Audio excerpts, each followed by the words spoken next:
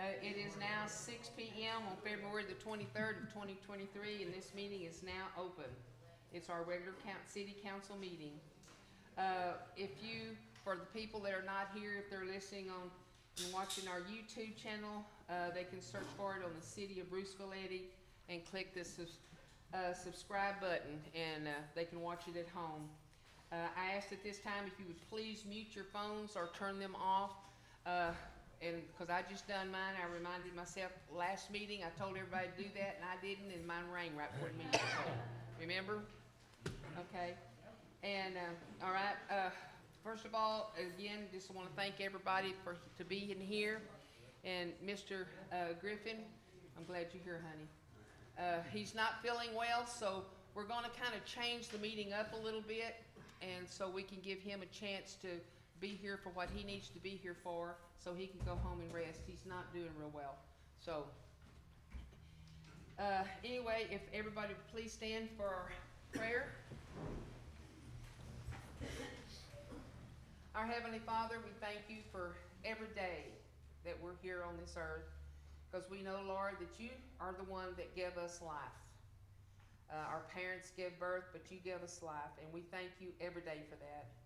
Lord God, I pray that you'll give all the people up here on the city council, give them the message to please do the right thing, making the right and the correct decisions, no matter what we think about it. As long as we know that you're behind us, things are going to work out.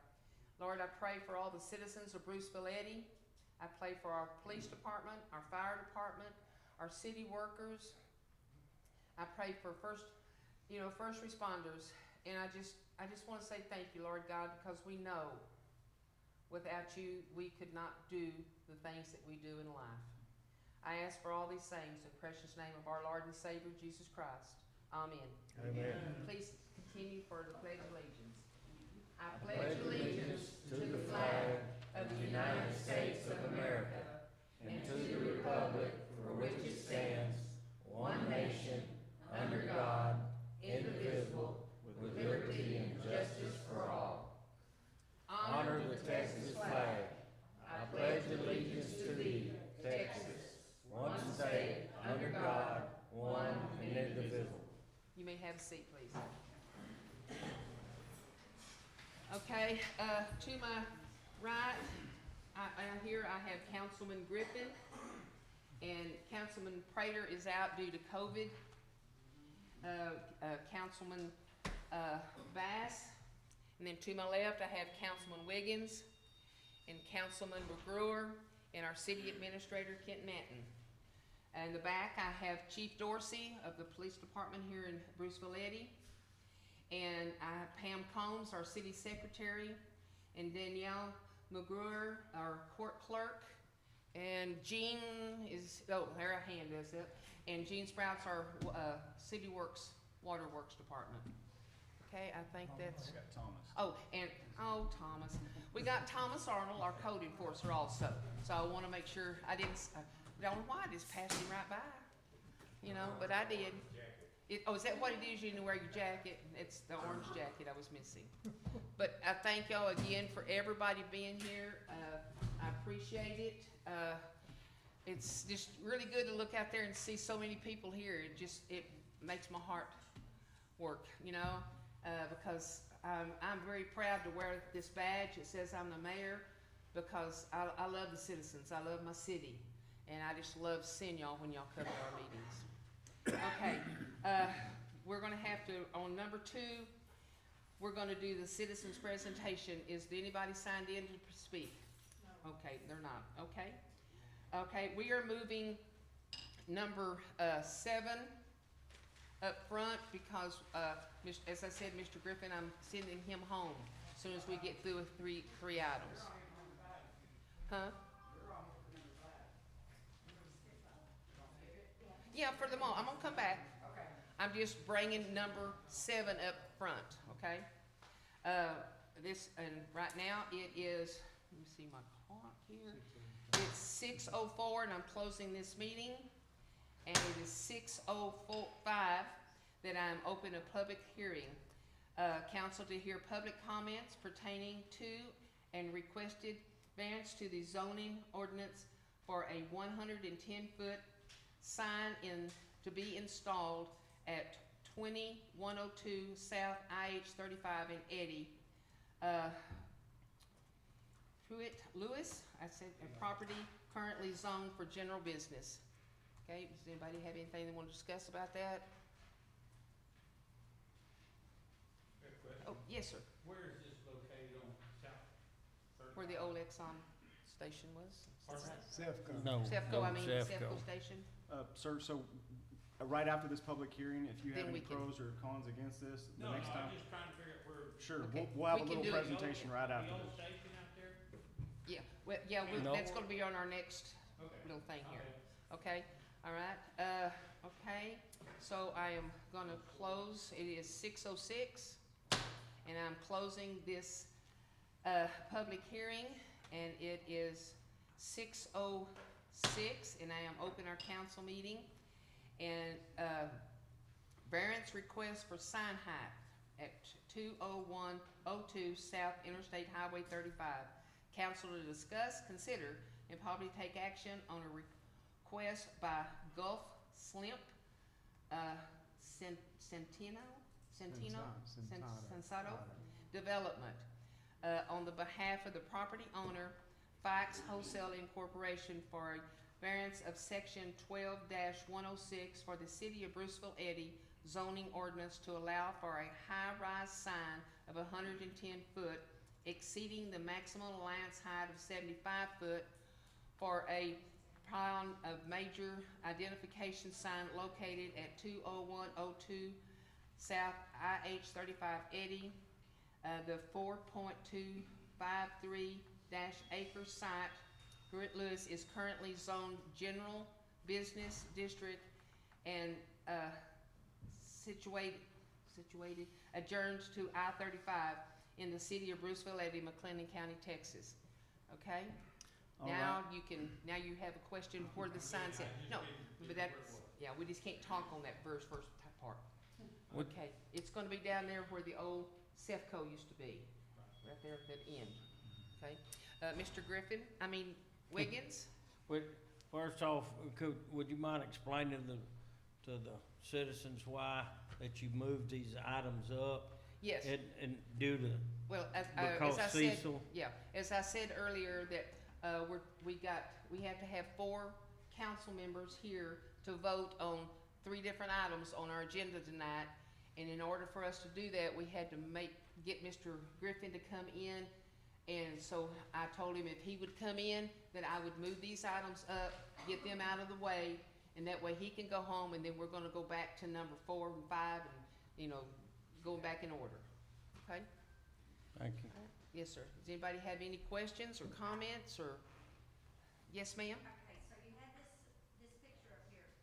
Is this the kind of sign you're talking about? But, I mean, do you know is there a particular business that's wanting to put one up? Yes, ma'am. Yes, ma'am. If I can go ahead and have the floor, I'll go ahead and make my presentation, and then Yes, we go have ahead. the representative from Fikes Wholesale Okay. to speak on their behalf.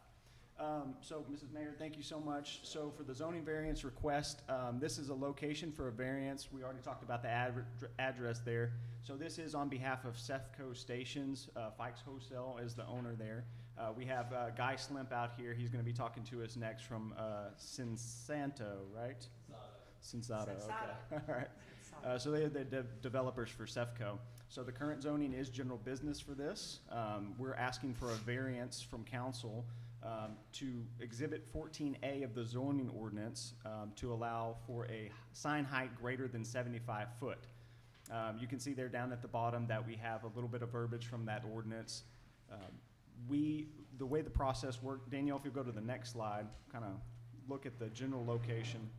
So they're asking for a total height of 110 feet.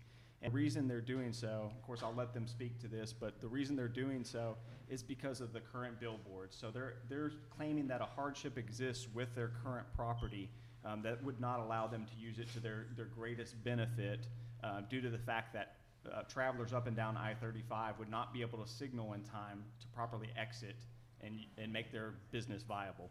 So if you go to the next slide on that one, Danielle. Okay, so the permit was submitted on 2/3/2023 for a 100-foot sign.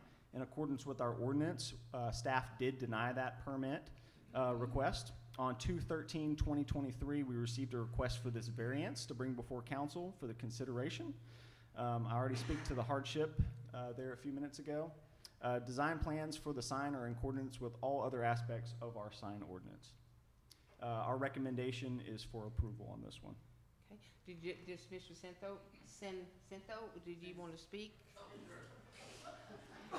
Well, somebody's gonna get your name right in a minute. Good evening, my name's Guy Slim. I Can I live just at call you Sensato. Sensato? Last name's Slim, company Slim, Sensato. Slim, there we go, Yes, Slim. ma'am. I live at 2209 Highland Drive in Salado, and yes, we've been working on this project for a while. We started probably 5 or 6 years ago, and then kind of waited on sewer. And we'd still love to have sewer, but we're ready to move forward. We've been sitting on this project for a while. On the drive survey, I don't know if you have all the slides, Kent, but I don't have all the pictures prepared. basically at the exit and at a quarter mile before the exit, you can see it regardless of the billboards. But about 3/4 of a mile back and a mile back, the billboards are, they kind of line up more with the highway, and you couldn't see the sign. So the intent is to get above the billboards so that people have an opportunity to see them, put on their blinker, and not get over at the last minute to make the exit. But after this, we are in design for the project, and hope to be bringing a convenience store back to this location. So. Any questions, Mr. Bass? I Yes, sir. assume you're gonna start pretty soon and have septic system and waiting on the sewer? Yes, You're not sir. gonna wait until the sewer's in? Yeah, he's That's already correct. septic. We are designing. We That's released good. the engineers on the septic design this week. We need so. that, we need it Yeah, now. we're gonna put it in, and then we can demo that system later and hook up Yeah. the sewer as the Yes. host. Okay, good. Anybody have any more questions? Mr. Wiggins? Only other thing is, when do you project that this thing will be in? I don't think we'll start construction until the summer, and it'll probably be a 185-day build, so it'd be the first part of next year, if I had to guess. There's a lot to do out there. It's a pretty big site. All right, Mr. Bass? On this, diagram that we have here, this may be in the future.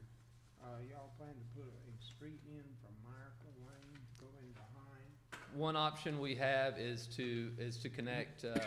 Is it Everest back there? I can't remember. Evergreen? Evergreen. So I'm getting everything wrong now. What is green?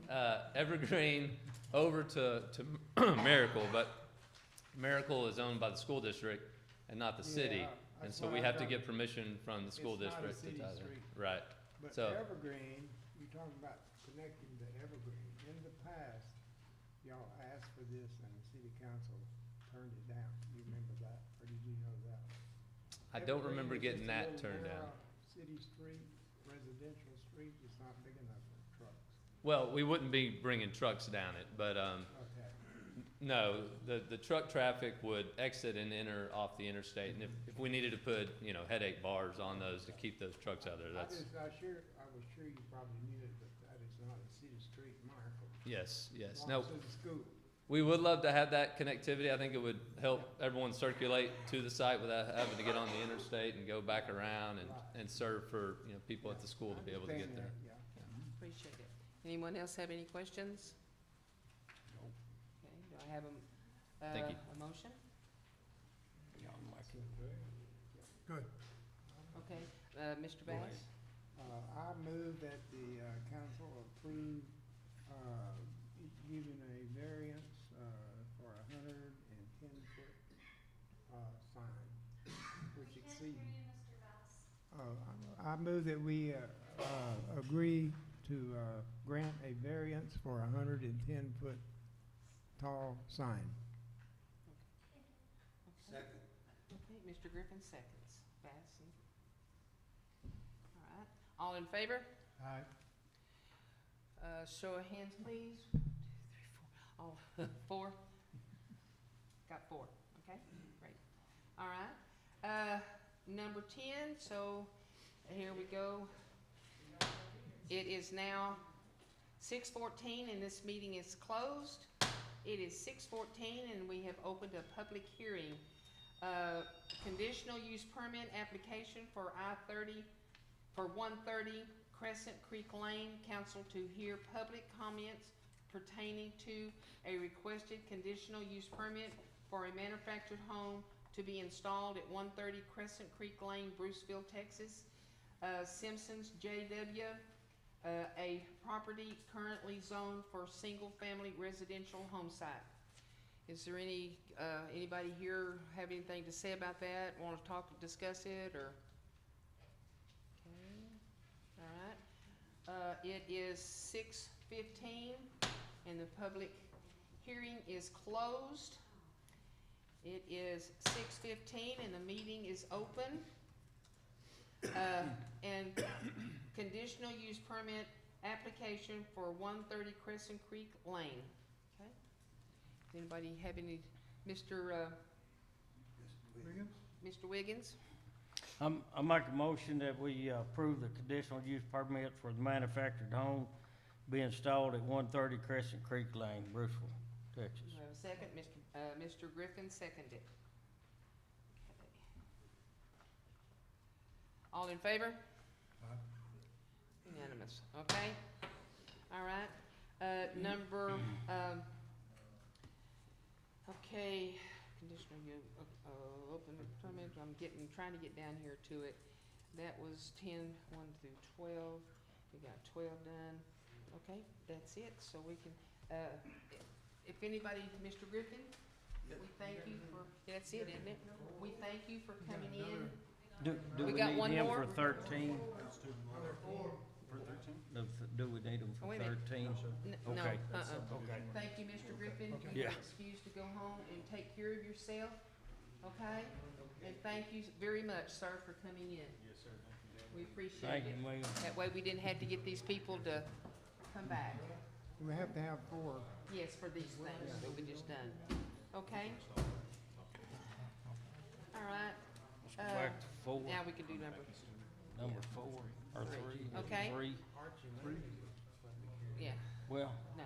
all these Okay. people are here for that 4.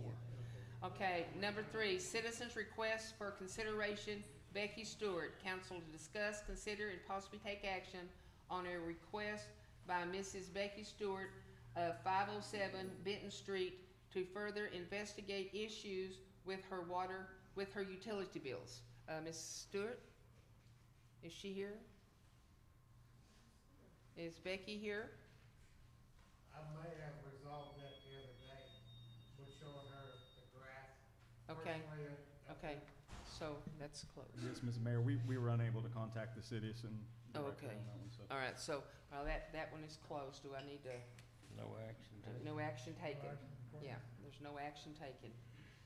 Okay, number 4, it is, gotta look at my, 6:18, public hearing is open. Oh, excuse me, 6:18, the meeting is closed. 6:18, the public hearing is open. I'm getting there, there's a lot of public hearings tonight.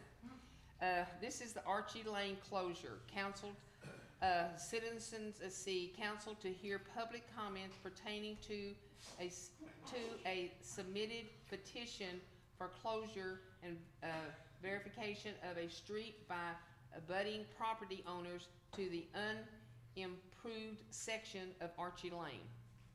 Okay, do we have anybody want to talk about that that's out there? Yes, you may. Your name is what, sir? I'm Brian Davis. Ryan Davis. I reside at 206 Archie Lane, and I've lived in the 200 block of Archie Lane for a little over 25 years, and am a relative newcomer to the area. Okay, I'm here to object to the closure of the 100 block of Archie Lane. I've given consideration to possible reasons or benefits that the city would experience by doing so. The only thing I was able to surmise is a cost savings perhaps on maintenance. If you've driven down the road, you would agree we don't spend a lot to maintain it, which is fine with me. I don't try to use the road. I don't mean to. I don't want to. Which might beg the question is why I care if it's closed. It's because I've had to use it. And I've had to use it in emergencies. And I've had to use it because the primary access to our road is Mesquite, which is a one-lane road, 11, 12 feet wide. It's easily blocked by any number of occurrences. And when that happens, without the 100 block of Archie Lane, you cannot get to or from our homes. You can't do it. So while I don't want to use the 100 block of Archie Lane, that doesn't mean I don't need it. I don't want to use my fire extinguisher, my smoke detector, or anything like that, but I have them because if I need them, they need to be there. Countless times, Mesquite has been shut down. I've seen it shut down for 2 hours by a garbage truck that was broke down. The water department has shut it down for an entire day, along with the phone company, because they kept cutting each other's lines. A month ago, it was shut down for 15 minutes while a portable building was moved in. Okay? If you look at it from a convenience standpoint, so you're 15 minutes late getting to work or home, 2 hours before you can get home. Whole day is a little excessive, right? It's very aggravating. If you look at it from a public safety standpoint, 15 minutes is a very long time if you're doing CPR, if your house is on fire, if you're being assaulted. If you need emergency services, they have to be able to get to us. And if Mesquite is closed, they cannot. So I would just encourage the city, if expense, because I've not really heard motivation for closing it, so I can't speak to that. But if expense is the motivation, I would ask that in addition to considering the expense of keeping it open, that you consider the human cost of closing it. Because it's not a matter of if it will happen, it's a matter of when it will happen. Do you have any questions for me? Well, no, this is just for the public, for us to hear the public, and we'll have it. Thank you for your within time. the discussion. Does anybody else have anything they want to say about this opening or closing? Yes, ma'am. I'm here representing my son. I'm Tiffany Simons, been a resident for probably 30 years now. A returning resident. Returning, okay. Yes, ma'am. I represent my sons who live at 214 and 216 respectively. I also have letters from 207, 211, 213, and 250. And they don't want it closed either for the same reasons that Brian mentioned. They can't get to their homes or emergency responders can't get to them should Mesquite be blocked. So do y'all want these or? Yes, ma'am, we'll take them. Thank you. I'll give Kent, that you have those. Okay. Anybody else have any thing to say about the opening or closing? Yes, sir. Jay, can you tell me who you are? Sorry, I just got off work. James Stewart, 1103 Smith Lane in Bruceville. When I was a former code enforcement officer with Frank Warren, we have gone to the courthouse and we have looked. That's the reason I'm up here speaking, because Mesquite is technically an alley. You got a max of 10-foot easement. Archie Lane is the original street for the neighborhood. It has a 20-foot easement. I don't understand how Mesquite got paved before Archie Lane, which it should have been paved because that's the main access. But the city does not technically have a street other than Archie Lane to that neighborhood. So, and like I said, we went to the courthouse and we looked it up because we were looking up all the old streets, because the old maps that we had, they showed streets in Bruceville that no longer are there. They're grown up and everything else. But yeah, that's the only street to the neighborhood. The other is just an alley. So it shouldn't be closed. Thank you, sir. Anybody else? Yes, ma'am. Well, if you're gonna ask a question or tell us something. I'm Susie Browder, and I live at 208 Archie Lane. I've been there 44 years. Why is this out? Why are they wanting to close this? Do we know? Well, if you could wait till our next part, that questions to us that we can answer will be after I close this public hearing, and then we'll open it back up. This Okay. is kind of a two-part So process. if nobody else has any questions, you're welcome to stay right there until I close it, and then you can ask that question. Because I'm with everybody else. I've come home one day and the police were standing in the middle of Mesquite, and they said, you can't come by. doing business, I know, at a house. It was an hour, and we came around through, as far as maintaining that, that's never been maintained. My whole life, that has been considered the alley. And I know it's really Archie Lane, but it's been considered the alley all my life. But it's never been maintained. But that's like, we said going around, that was the only way we can get in and out. Yes, ma'am. So, that was all. All right. Does anybody have any questions else? Yes, sir.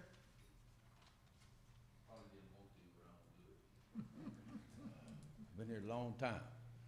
That's just an alleyway. It's mud, basically. It's not used a lot, but when they need to use it, they use it. Most of the people live up toward the other end, toward Mesquite. But I don't disagree with these people now. If you're gonna keep it, you need to take care of it. But it's grown up in trees, and it's very difficult. That's all I gotta say about it. Okay. Thank you, You sir. don't close it, you close it. Yes, sir. Thank you. I'm not opposed to it one way or the other, but the people, that's who you're working for. Yes, sir. If you want to keep it, you take care of it. Thank you, sir. Anybody else have anything they want to say? Yes, sir. I'm David Stewart, and I live at 201 Archie Lane, and I've lived there almost 30 years. And we do use that street. Everybody on Archie Lane pays taxes. We think that street needs to be run all the way through, paved.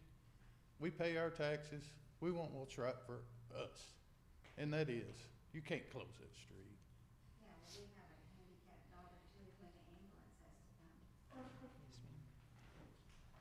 All right, anybody else have any questions? Yes, ma'am.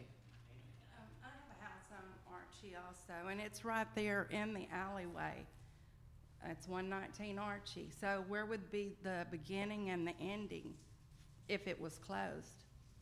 I need to get to my house. Okay. that Because will be it's right. That's going to be addressed in Okay, his I just didn't want to presentation. leave it out because that would be an issue for me. Yes, ma'am. Okay, Thank you. thank Thank you you. very much. Anyone else? Okay. Okay. Okay. Yeah, go ahead and read them.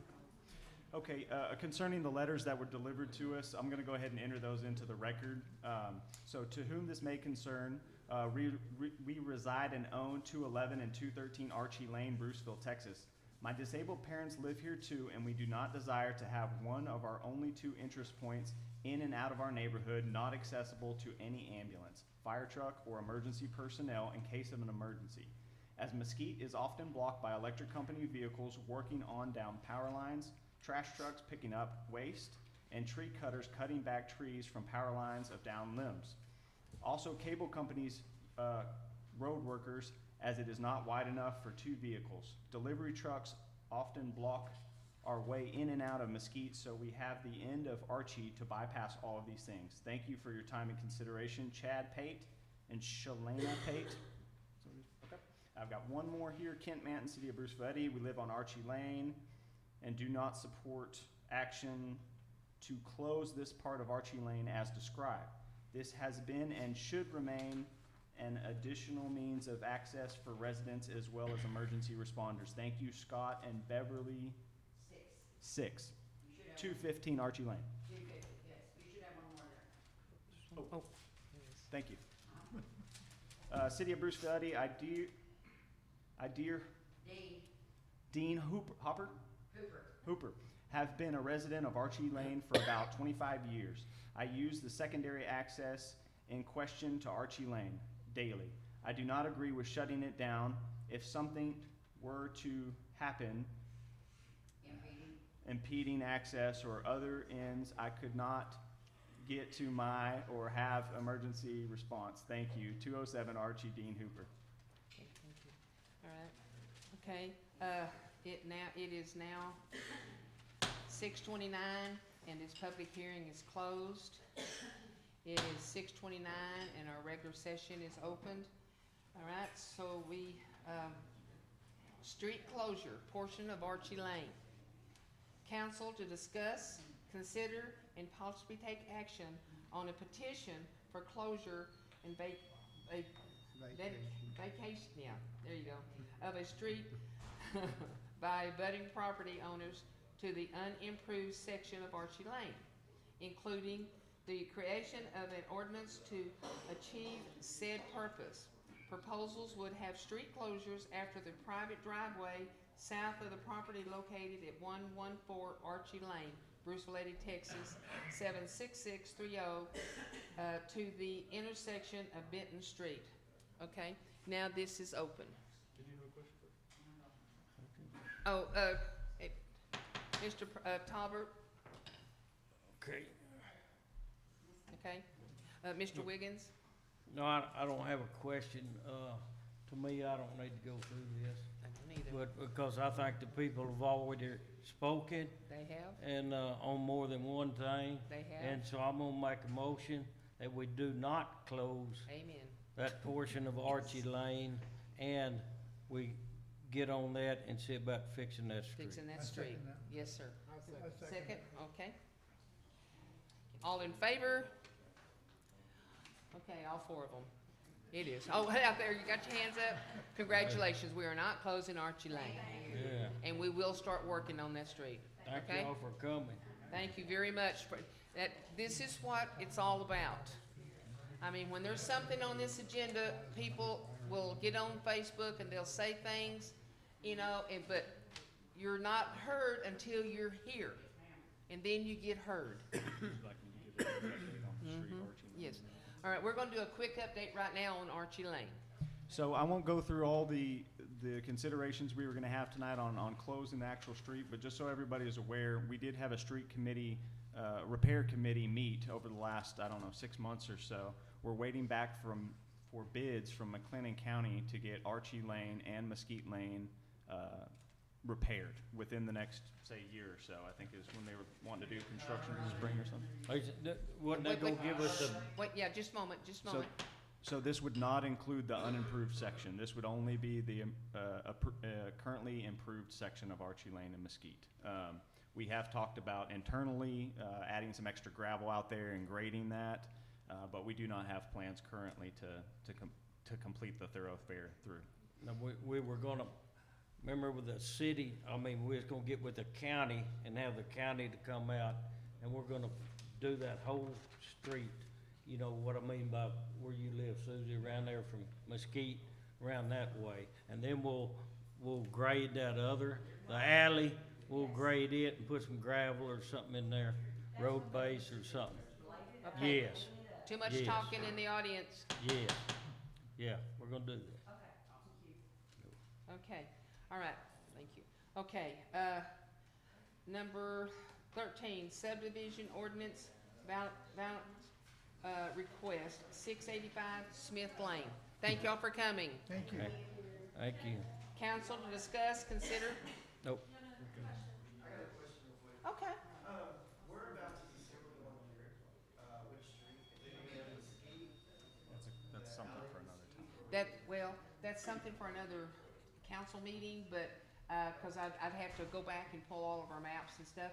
If you would like, sir, maybe this week, next week, come up here and we'll show you that map and we'll show you what we have I mapped was out. just wondering if, like, whichever one going to be used for the sewer, if that could be addressed first. Yeah, I'm not for sure.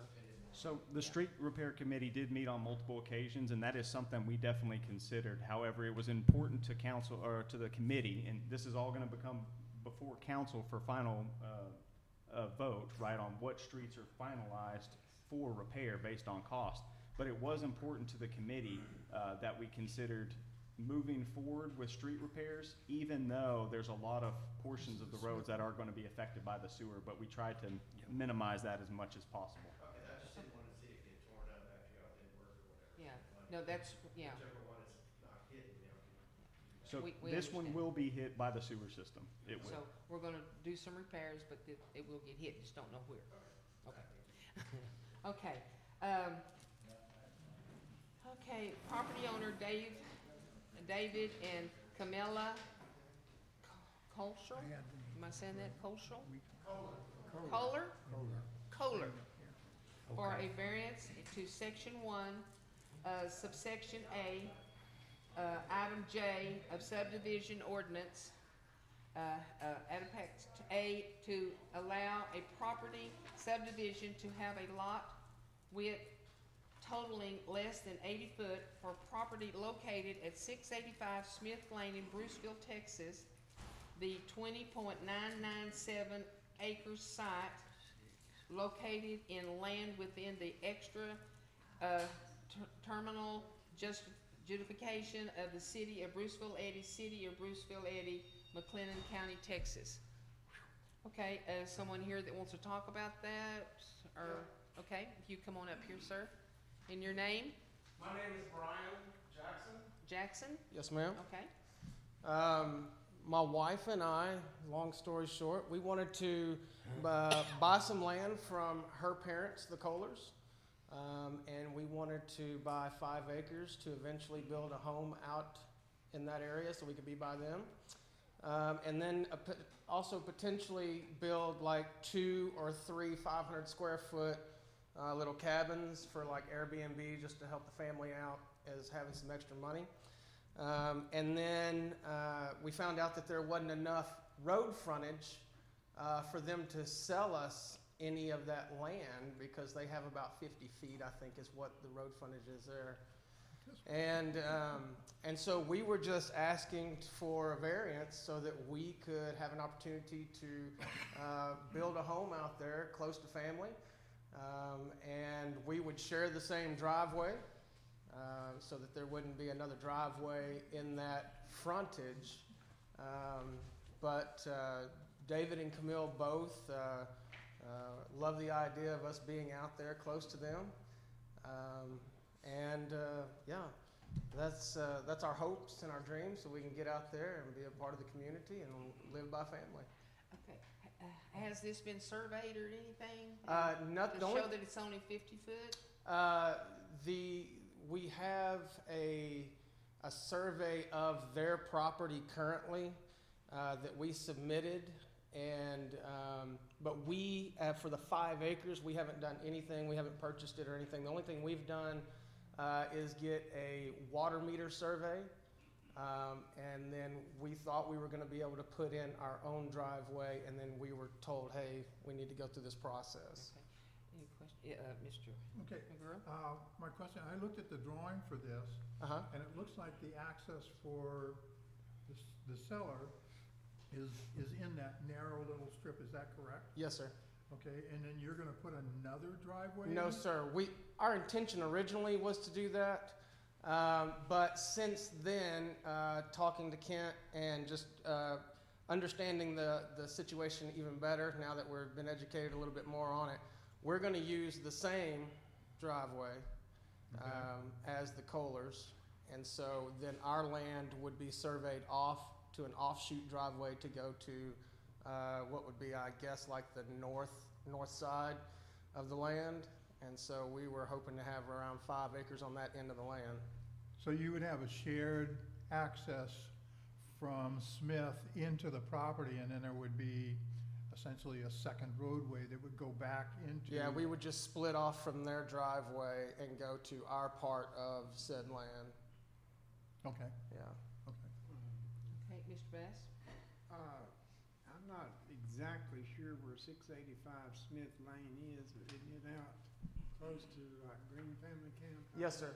It's right out there. Well, that is actually not in the city limits. Of course, it's in the ETJ. I think. Right. But our zoning ordinance calls for in the city limits, lots have to be at least 80 feet wide. Right. But that's more or less out in the country, so Mhm. I don't see a problem with it myself. Well, Mr. Wiggins?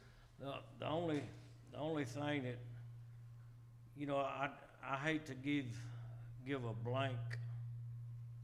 In other words, when it says a lot width totaling less than 80 feet, then that means you could have one technically 5 feet.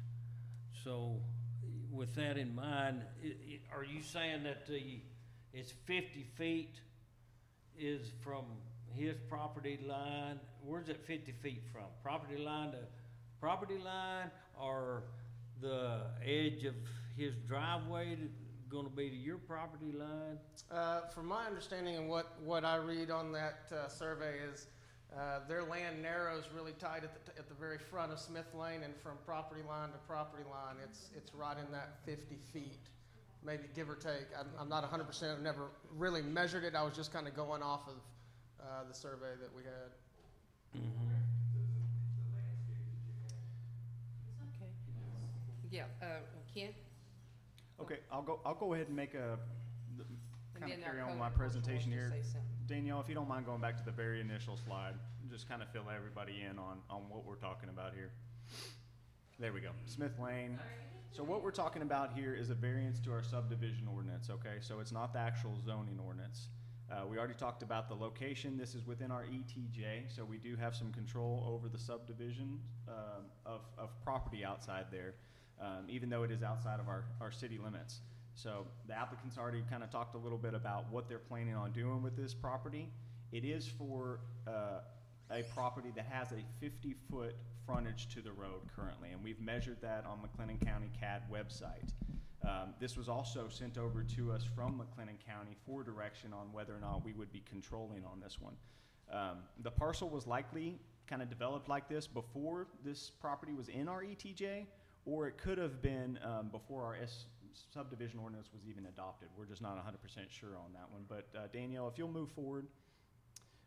So we conducted an internal staff meeting on this one, code enforcement / building inspections, city secretary and myself.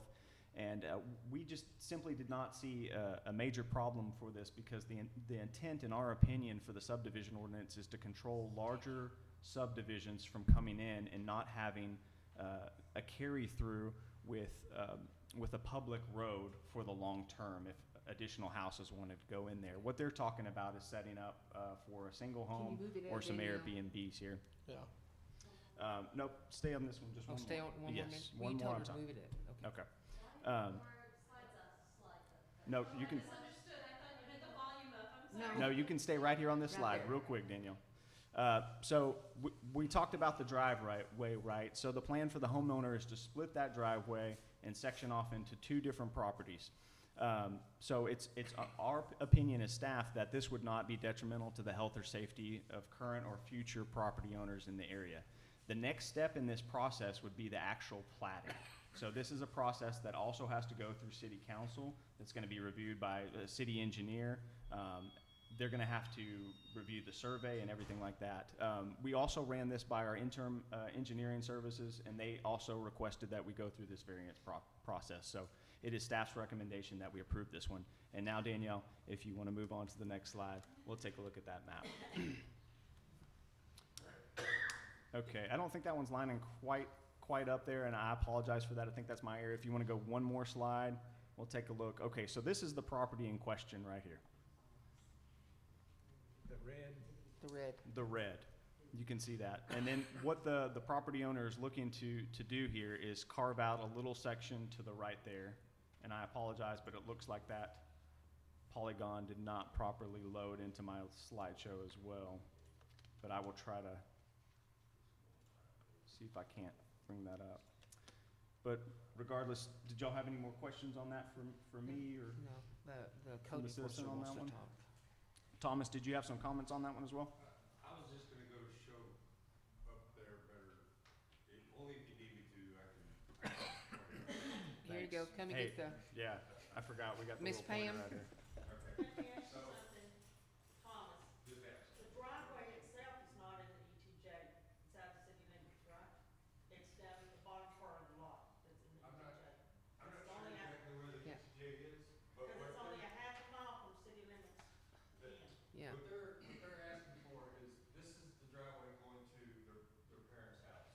And all they wanna do is use the same driveway, but shortly after they enter, they'll Y off and Yeah. have their own driveway. Yeah. It is no, okay. All right. All right. Okay, any questions? Okay, do I have a motion I'll move. that we what? Hold on. I'm gonna go back here to the top. Okay, so this is 13. Okay. So I move that we approve the request by Brian and Jennifer Jackson on behalf of the property owners David and Camille Kohler for a variance to Section 1, Subsection A, Item J of the subdivision ordinance Appendix A to allow a property subdivision to have a lot with a total width totaling less than 80 feet for property located at 685 Smith Lane, Bruceville, Texas. You second it, Mr. Bass seconds it. All in favor? Unanimous. Congratulations, sir. Thank you, guys. Okay. Number 14, approval of minutes. Council to discuss, consider, and possibly take action to approve the minutes from the January 26, 2023 City Council meeting and the February 13 of 2023 special called council meeting. Mr. Wiggins. Okay, there was only one thing there that I saw that needed to be changed. I did talk with Pam about it, but on the February 13th, it just needs to say minutes. Minutes. Down there, yeah. Other than, I mean, I've approved that the, minutes for the January the 26th and with the February the 13th, 2023 With the correction of minutes. adjustment, correction on that, read minutes, I approve those minutes. Okay, Mr. Bass seconds that. All in favor? All in favor? Unanimous. Thank you. Okay. Number 15, Police Chief's report, Chief Michael Dorsey. I think he gave everybody their packets, but if you want to come up to the front in case we have questions, sir. Good evening, Mayor, Good Council. I'd like to welcome everybody in the audience. Thank y'all for being here. Good to see everyone. I'll just go over the police department reports briefly. I know we got a lot on the agenda tonight. I just wanted to present our January 2023 police department report. So for the month of January, we had 135 calls for service. We generated 13 reports that would include arrest, offense, and incident reports. We had a total of 12 crash reports. On citations and warnings is 83, 44 citations, 39 warnings. Also in my packet, we conducted 414 security checks, 20 school zone enforcement activities, and 18 directed traffic enforcement activities. Now I have the printout of our citations and warnings and also our call type report in the council packet. For Officer Basie at the school, for January, he had 1 call for service. He conducted 145 security checks. That's everything for his report. And then just real quick, I included our racial profiling report, so this report has to be submitted yearly to TCOL, the Texas Commission on Law Enforcement, so every police agency has to prepare and submit a racial profiling report. On page 1 of the report, gives the stop data, and the total stop number is going to be different than actual citations, because this data is from actual stops versus the number of citations that were written based on the violations. So we had a total of 1,128 traffic stops for the year. And then the only other thing was on page 6 under the racial profiling complaints. So number of complaints of racial profiling was 0, which is always good. Yes. So no complaints there. Everything looked to be in order. So this report has to be submitted before March 1st. That's the deadline, and we submitted ours on February 8th. So we're compliant on our report. Great. Other than that, I think that's all I have for now. I think later on, we'll be talking about the vehicle trackers. Or It's the- not on there, is it? If you wanted to mention that one. now, Okay. yes, Go Chief. ahead. So I've been working with Mr. Manton. I talked to him about possibly the city getting GPS trackers for the city vehicles. So that'd be water department, maintenance, code enforcement, those vehicles, which there's, my understanding, there's 7 vehicles total. This wouldn't include the police department vehicles because all our patrol vehicles not only have one GPS system, they actually have 2. And they're very well tracked. But this is, I know there's a lot of different vendors, a lot of different options as far as vehicle trackers, but the one that I was drawn to was from Verizon. That's who we have our cell phone service through. That's who we have our hotspots, our Wi-Fi hotspots for our patrol vehicles through. Verizon Mobile has a branch is called Verizon Connect, and they offer GPS trackers not only for vehicles but for any equipment, heavy equipment, lawnmower, anything. They even have fixed asset trackers for like trailers.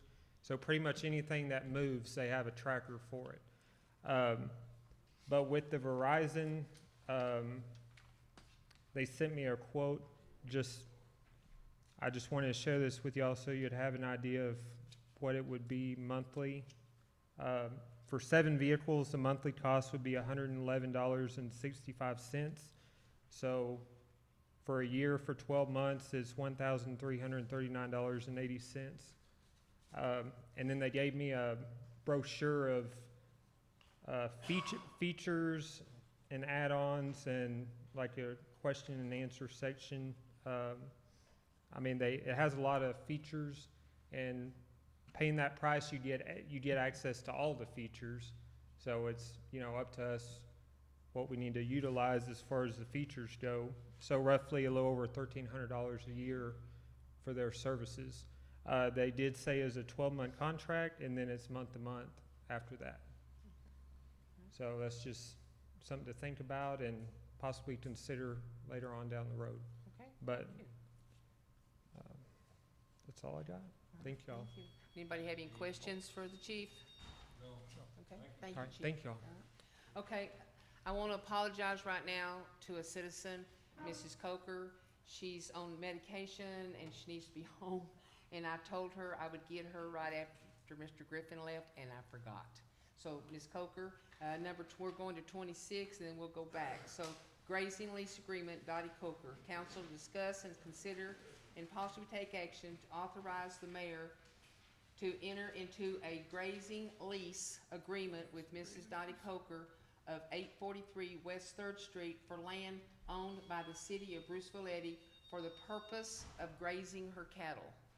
Okay? So thank you, Mrs. Mayor. So going back to last council session on this one, council did vote to go ahead and move forward with the creation of a lease for this purpose. We used the lease that's identical in nature to the current grazing lease established for the wastewater treatment plant site. This will require an active insurance policy with a $1 million occurrence / aggregate to cover any liabilities. And of course, this has to be provided with before the mayor can actually execute that, should council approve it tonight. Danielle, if you'll go one forward for me. So there were a couple amendments, and I'll leave that up to council. Okay, anybody have any questions or anything to talk about on that? On the lease? Are y'all willing to, Mr. Wiggins? Yeah. But he's actually incorporated the amendment in there. For cutting and baling hay for personal use only. That way, if you're gonna cut it, because originally it said just for grazing cattle. So we added that to that. I don't know if I In have. case you want to do it, but for your use only, Yes, Right. not to be sold, because then that's selling property from the city. of course. Right. How about, I would like to put an electric Elect- Fence across the That's number top. 27. That's Let's- the let's- next item? Yeah, that's number, What about 7? yeah, it's 27. So do we Oh, want to number take action 7, on wait. 26 first before we go to 27? And Danielle, you Let's can go to finish the this. next slide. We've got the Okay, next council, amendment. Yeah, there we go. All right. Council discuss, consider, and possibly take action to authorize the city administrator to provide written consent on behalf of the city council as required in the grazing lease agreement for the installation of an electric fence by lease on a portion of the city-owned land for the purpose of preventing grazing cattle from entering adjacent property. So we're still on 27. Yeah, that's 27. I asked them if they wanted to. Okay, y'all wanna take action on 26? That's what I asked and nobody said. We didn't read this section of the 26 also, that's an amendment. One other amendment. Number okay. 7 I was amended apologize. also. Okay, go Okay? ahead. Because what we did is we amended it that the leasing shall remove all fencing material installed by the leasing during the life of the lease, including but not limited to fence posts, fencing material, wire attachments included with the electric fence. So Okay. once you install it and the lease is completed, the expectation is you take all that with Take you. it back down. Okay, Okay? So Yeah. 26 and 27 kinda goes together. Yes, and 27 will go into it, and I have a motion. All right, Mr. Bass?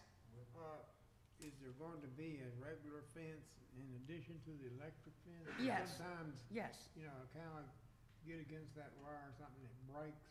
Yeah. Then there you have no. no, protection. I am gonna put the cattle Yeah. panels up Okay. with wood posts, and then above the cattle panels to keep them from jumping over, to keep them away from the livestock on the other side of the fence, Yeah. is the electric fence.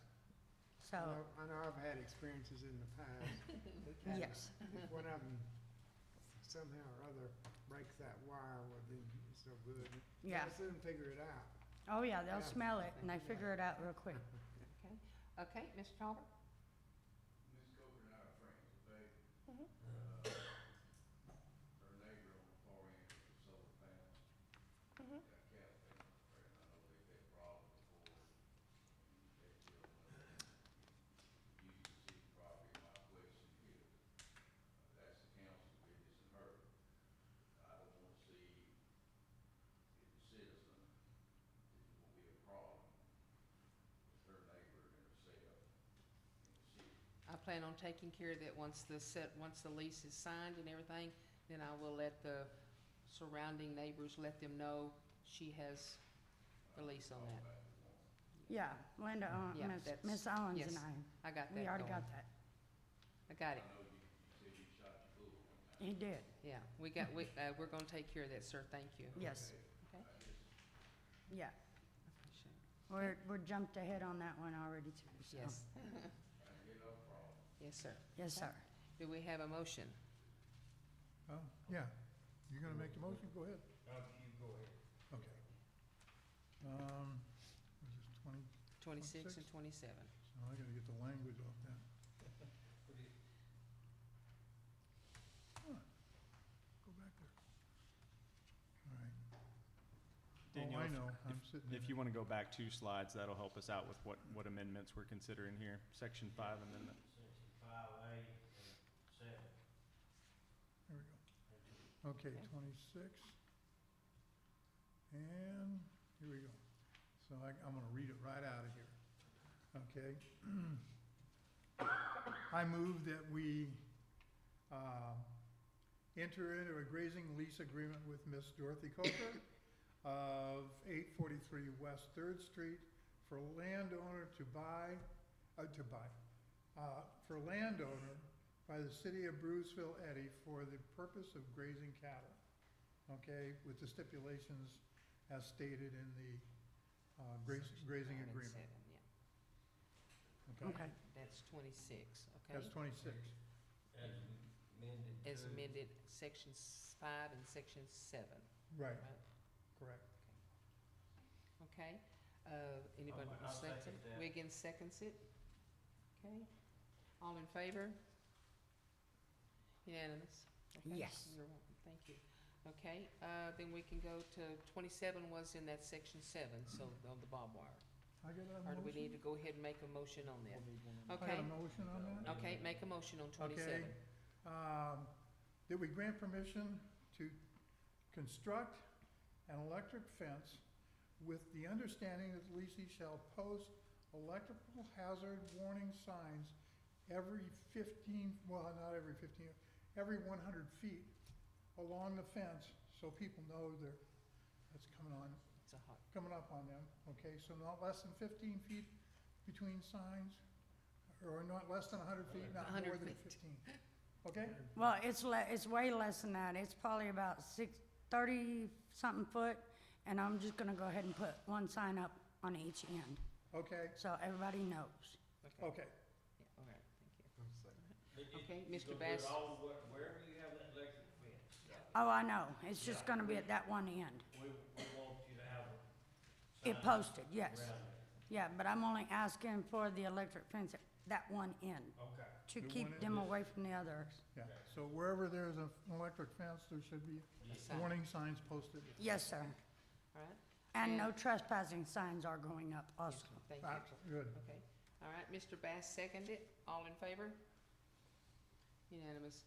Okay, ma'am, once you just need to get with Kent and y'all can get that signed up, once you get your insurance and stuff, and get that All taken right, care of. All thank right? y'all. Thank you, get to feeling better.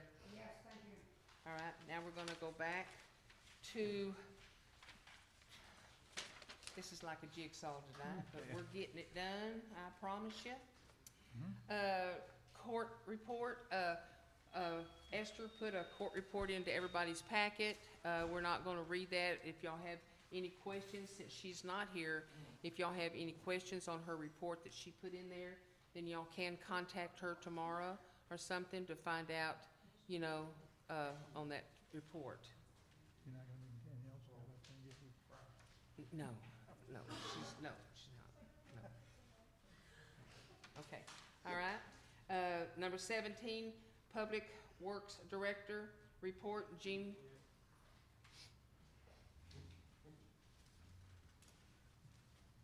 All right.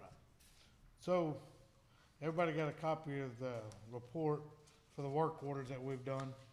And then Mr. Bass asked about the water loss, adding that with it too. So I got that from Laura and had that submitted to y'all too, so y'all would have it. Yes, sir. If we got any questions on that before I go to the next one, we'll go from there. Okay. Does anybody have any questions? On what? On the work order / water loss reports, Oh, yes, okay, I do. Okay, on the water loss, it shows it's over 9 million gallons, nearly 34%. mm-hmm. Why? Why? Why is it so, that's a lot of water, and as, you know, our wells were down, and so we had fire water, so Well- that cost us more. We don't meter our leaks. I just a guesstimation on how much water you lose. You know, Same thing with flushing. We flush so many dead end lines. You know, we don't put a meter on there when you open up a fire hydrant and stuff like that. It's just a guessing game on the numbers. I can, but I mean, the flushing is not part of the loss, because there's on the report, it says pump, flush, used, Okay. and loss. well, So separate and apart from. the we've had flush. issues in the past trying to figure out water loss when John Wayne was here, when Jeff was here. You know, I've gone to Laura every month when I read meters. I give her the meter readings the day I read the meters. So the master meters at the wells. Because before it was going from the 1st of the month to the 30th of the month. But we're reading on the 23rd. So those other 7 days we're counting against us. So I don't know if there's something in the computer wise, but I mean, the numbers are there. The only other issue would be not putting enough down for leaks. Cause, you know, we don't know how long the leak is, huh? What'd you say? He's, He had a comment. Yes, sir. I think he withdrew it. Okay, Excuse me, sir? When the time comes. Anyway, Gene, I just, you know, I like this report, I'm glad Mr. Bass asked for it, and I'd like to see it right, and if, every month. yeah, That seems like a lot. it does, 9 million gallons. I mean, that's gotta be a pretty good size, that might be 9 million gallons, you would see this town will be flooded. So, you know, it's either we're not putting enough down for water loss for leaks or what. But, you know, a lot of times these leaks I found one on Dalrex today reading meters. Looked like a puddle in the road from the rain. If I wouldn't have caught it, when would they have let us know, you know, that it's an actual leak? But you know how much we pump, you know that, Right. That's a fact. And how much we've used, Right. that's a fact. So, and then you're saying that you're guessing, estimating on the flushing, I understand. that. Right. But then you still got the math there. Yeah, 9 million gallons is, yeah. And that's, man, 9 million, over 9 Right. million gallons. is And a lot. we've had that issue before when Connie was here. You know, we're losing 1 million gallons a month. Where? You know what I'm saying? We've been all over looking. So if it's 1 million gallons, that creek would be running over, you know? You would think. So, Ms. Mayor, if you Yes, would, sir. I'll throw a few comments in here. As our water system continues to age, we've got a lot of leaks. We know that. We're working on steps here as the city to address some of those lines, get them upgraded, prevent this water loss, right? But just so it should be known that a lot of other smaller water systems do struggle with water loss in similar ratios as we're experiencing. You know, I inform council on this one. They're welcome to kind of look at the Public Utility Commission's public water use survey system, and they can see variations anywhere from 20 to 50% depending on where that system is. Does that mean that we shouldn't do a better job of being more proactive on looking for leaks? You know, having a system where citizens can report, hey, there might be an issue here. It stopped raining about a week and a half ago, and there's still water seeping out of this ground. Maybe we should get somebody over here to take a look at it. Yes, that's definitely a part of the solution as well, but I just want to throw it out there that water loss is just a part of the business of delivering water, and as unfortunate as it is, because water is a scarce resource. Yes, it is. No, and I don't disagree, I'm not Don't. arguing that point. I You just understand want to know where it's there's a at, law. where it went. Well, with that amount of number, 9 million gallons, You know, maybe exactly. 20% might be more in the ballpark, if I was guessing, I don't know for sure. But, with the laws that we have here, I mean, I think we could do a little bit better job, maybe trying Checking to it out. look for it and listen to people when they do call us and tell us that they've got, you know, they know of a leak somewhere, because they can see water coming out. Okay, all right. Mr. Bass?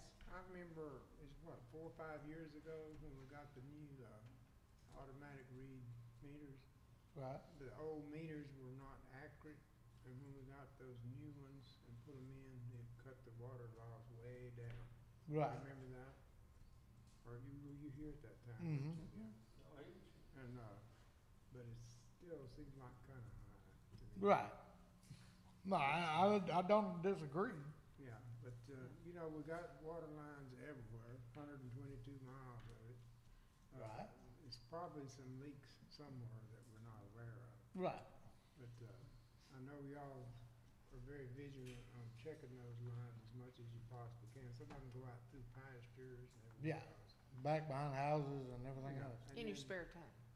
And then the way it's so rocky, a lot of that water will seep down in the ground and you won't be able to see it. Right. And, Because we've had some people call us in, you know, when they have a leak out in their pasture, they'll say, hey, there's been water standing out there for a Yeah. while in this pasture, not their pasture, you know?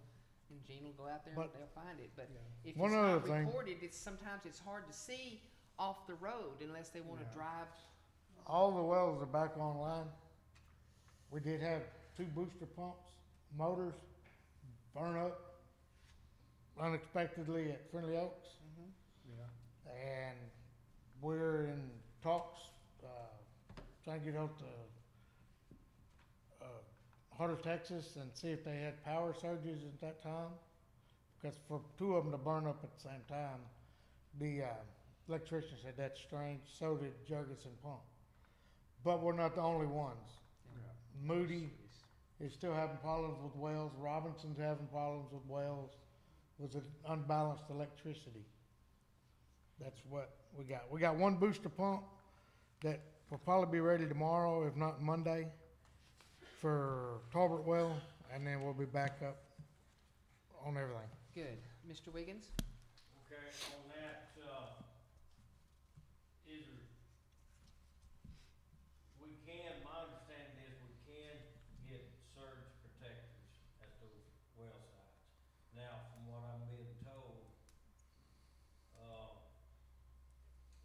and I sent something to Kent and sent an email Right. copy to you on that today, we'll have to get an electrical engineer out there, and there's suggested one to be out there to look and see about getting surge protection for that out there. That will help us down the road. It's gonna cost us something initially, but down the road, maybe it'll save us some of that money on those pumps.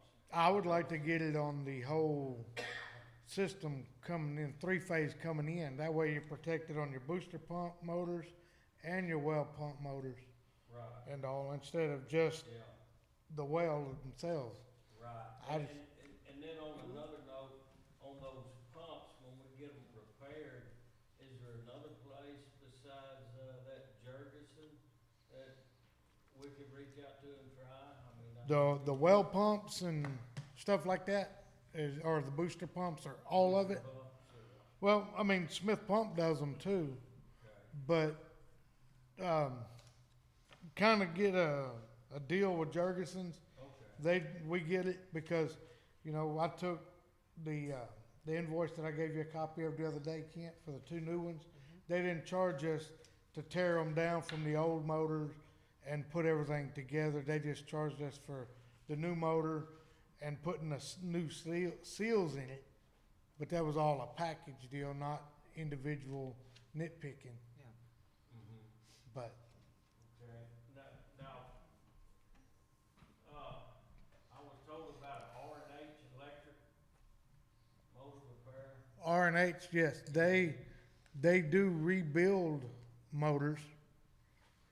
But at the time, because we'd discussed having one rebuilt and or both of them. But in the time that we needed it, we really couldn't wait because, you know, we already had one pump that was getting worked on for Talbot Well at the shop. This one here was the motors. I don't know how long it would have taken him to get them. We'd had to get in line And waiting for and the parts to get waiting here. for the parts. And, you know, this one here, these are brand new, warranty for a year.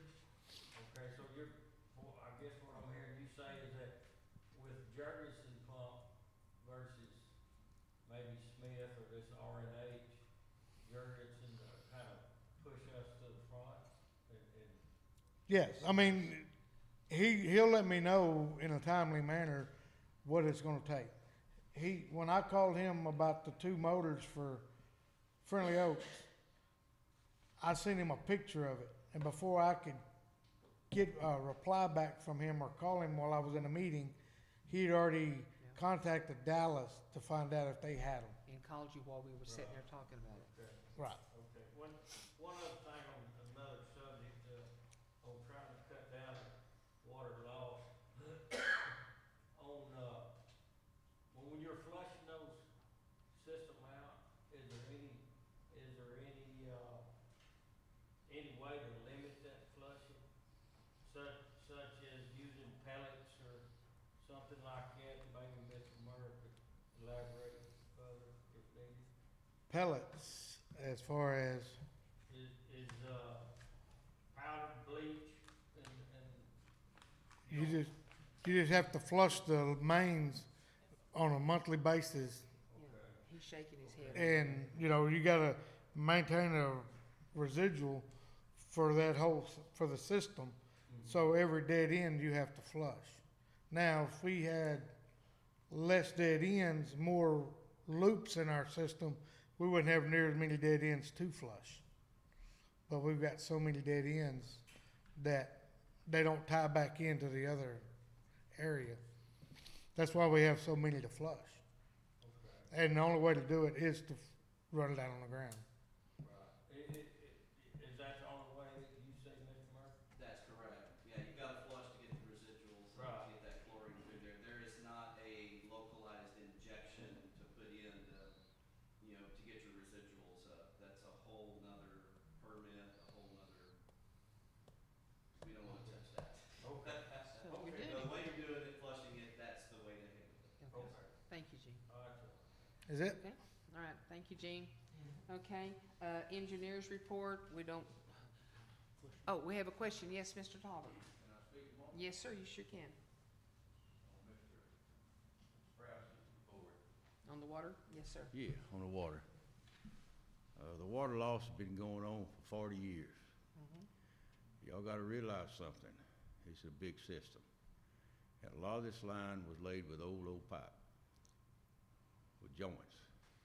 And a lot of it's laid in rock, piled back with rock. And a lot of times when the water lines are leaking and that rock, it won't come to the top. Now, this is not something new.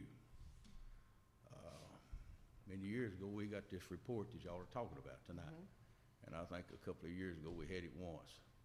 But it's something well worth seeing. And like Gene said, and Mr. Wiggins, it's a guesstimate of what you flush and what the leaks are. But the chlorination is not talking about the lines flushing. We talking about the wells when they're down. And you pump 2 million gallons of water out for 2 weeks out of the wells to get chloroform out of it. You put them pellets and things down that well, and odds are it'll help clean it up much quicker. Now, you ain't gonna find the leaks driving up and down the damn road. I'm gonna step on some toes in a pickup. When you read the meters, and I told Gene this several years ago, or whoever was here before, when you go read them meters, you look in the ditch where the water lines are. And if it's water, there's a problem. If it's cattails, there's a problem. And in the summer, if it's green, there's a problem. You ain't gonna find them sitting up there in that damn maintenance building. Now, I know these men are busy, and I'm 100% behind them. But there's many lines that go through cross country here. And the only way to find it is make you a schedule and put it down, and you get off, and you walk, and you look. That's a lot of money. It's my money, it's the people's money. And water is precious. If you read the Waco paper the day before yesterday, you saw that. And the droughts have shown it, and the growths are coming, and we don't have the water to furnish these people. It's coming. As a citizen, I want to see something done. Yes, sir. Okay. And I'm not picking on anybody. I just deal in facts and reality. Okay. Yes, sir. Okay, I've got a quick question from Gene first. So, right after Kent started, him and Esther were coming back from Moody, and you see me in the bar ditch, driving in my truck, and I was wondering, why is he going the wrong way in the truck? I'm looking for leaks down Eddie Gates Parkway. I do that. Whether I can't make my guys, I can tell them to go do it, Right. but that don't mean they're gonna do exactly how I told them to do it.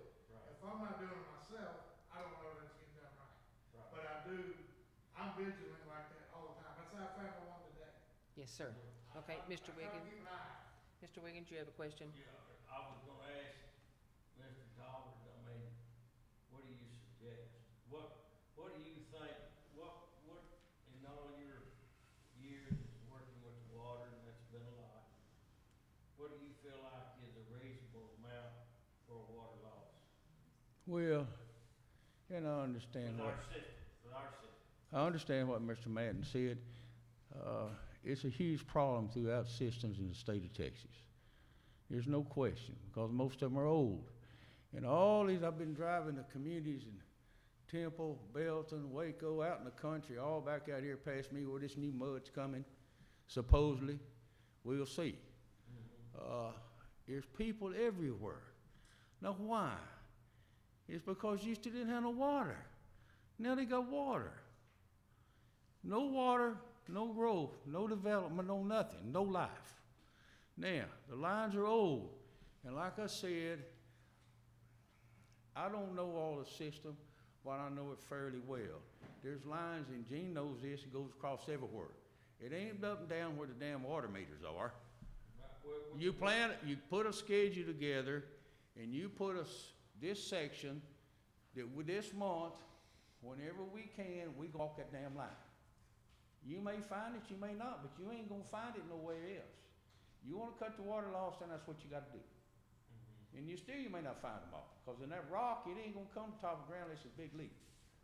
I can testify, like a cemetery, the water leaks under there in them rocks and under them trees, never would come to the ground, so I just did away with it. I mean, obviously, you can't drive, all the way. No. But, and I understand that, and Gene knows that too. But you can, Like Gene said that he can instruct his, guys to go out and walk, but that don't mean that they do it. if they don't do it, you hold them accountable. I understand, but again, I ask, what is, in your opinion, what is the, water rate loss? What do you think is, Well, I remember in the early 2000s and 2010, we was having a third water loss, and we worked on it pretty hard, and it came down. How much? We had a third water loss like this. 30%? Yes, Okay. but you get it down 20% or under, you doing wonderful.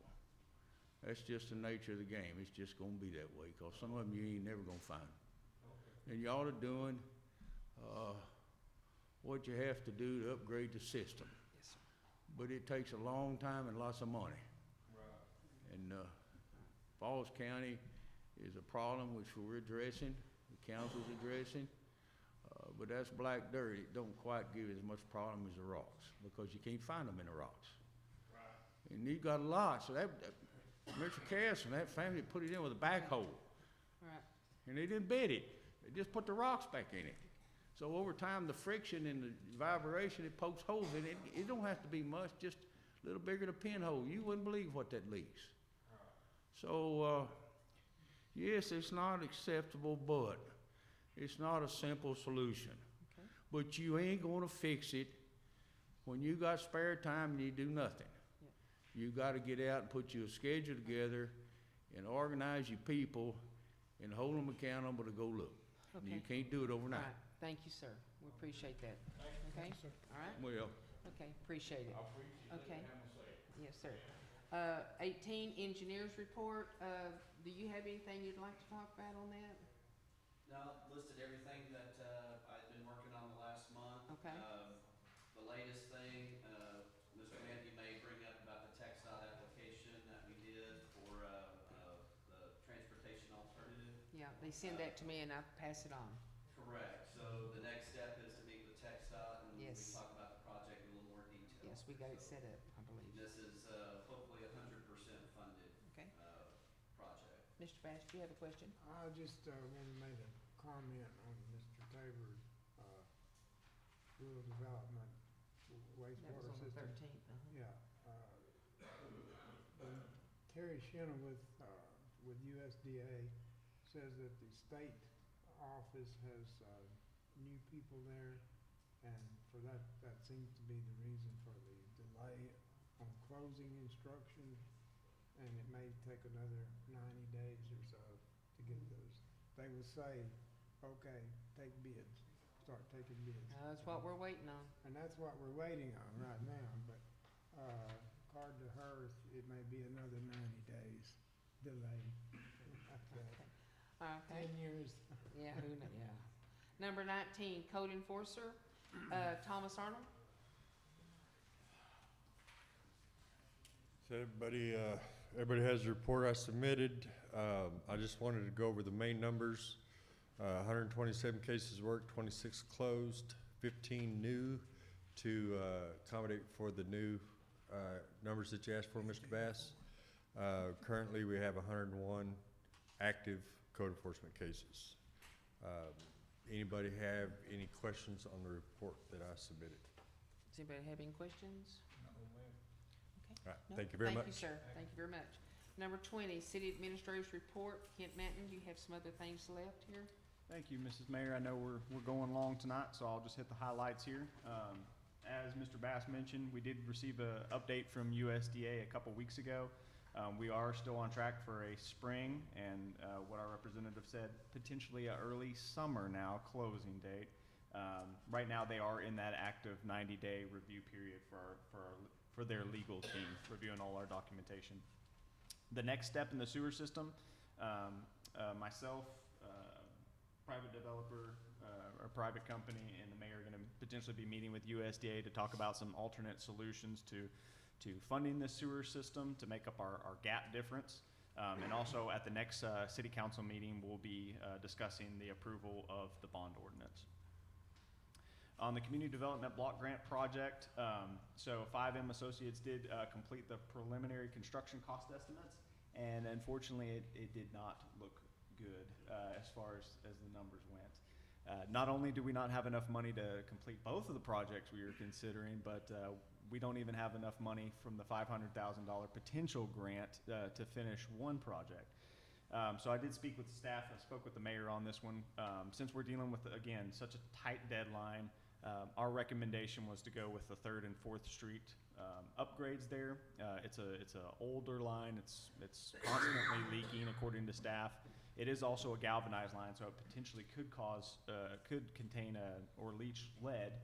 And right now the EPA is going to start cracking down. They've got an inventory list that we're going to have to start doing and phasing out some of these older lines anyways. So that became our priority for this project. Payment solutions for water and court. Be on the lookout starting March 1st. There's going to be a big changeover. So it's going to get a little bit easier. There may be a few hiccups in the middle. Just go ahead and throw that out there. But we plan on getting that all up and running on March 1st. New payment solution. You can pay with a credit card here at City Hall. More features to call in after hours, weekends to make those payments if you forget to do so during working hours. We're trying to serve you the best we can, give you more options to make things more convenient in your life. On the development front, I'll just leave this at what it is and just defer to council and see if there's any questions on this. Do y'all have any questions for any of the reports? On that water payment, Mm-hmm. are we gonna be able to have the automatic draft? Yes, sir. Yes, If we for still your have credit that card? too. Yeah. No. No, from bank checking. draft. Oh, bank Yeah, draft? Yes, sir. yes. That's not gonna be changed. That's not gonna be changed. We're just adding the credit card. Okay. We're just, we're adding the credit cards and more phone numbers. That's correct. And it's a lower per transaction cost for the Cost, customer yeah. as well. For the credit One card. other thing about Gene already told us, kind of jumping around on the report, Gene already told us all the wells are back up. and Back working. running. Yes, sir. And what about this new RV park?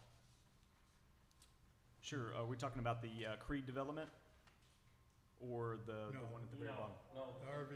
Okay. scheduled RV, meeting. on the RV park? Sure.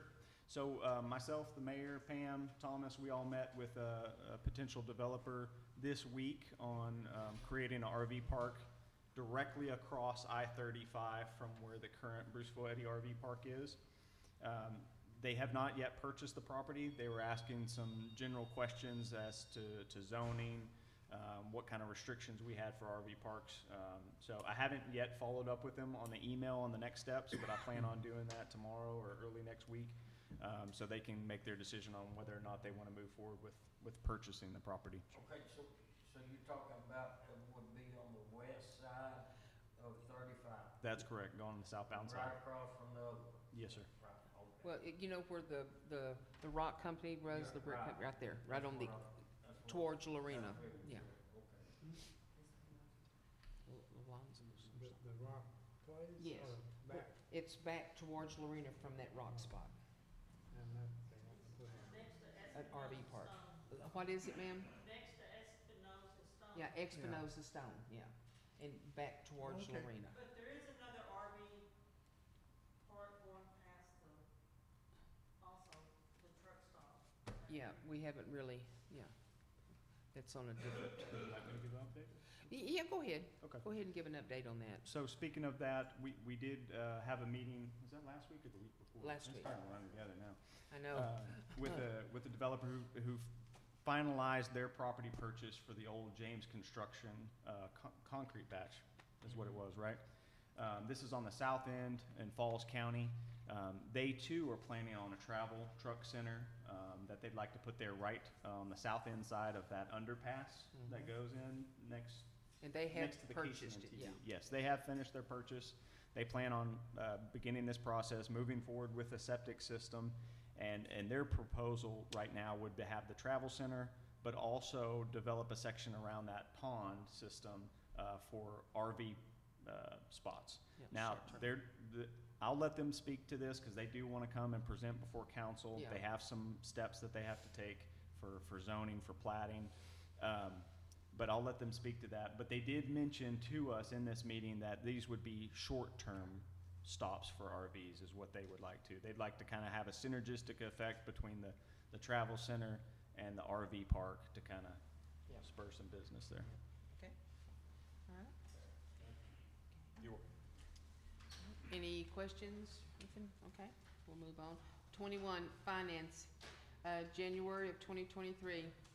A, council to discuss, consider, and possibly take action, excuse me, to approve the January 2023 financial report for the general water and sewer fund account.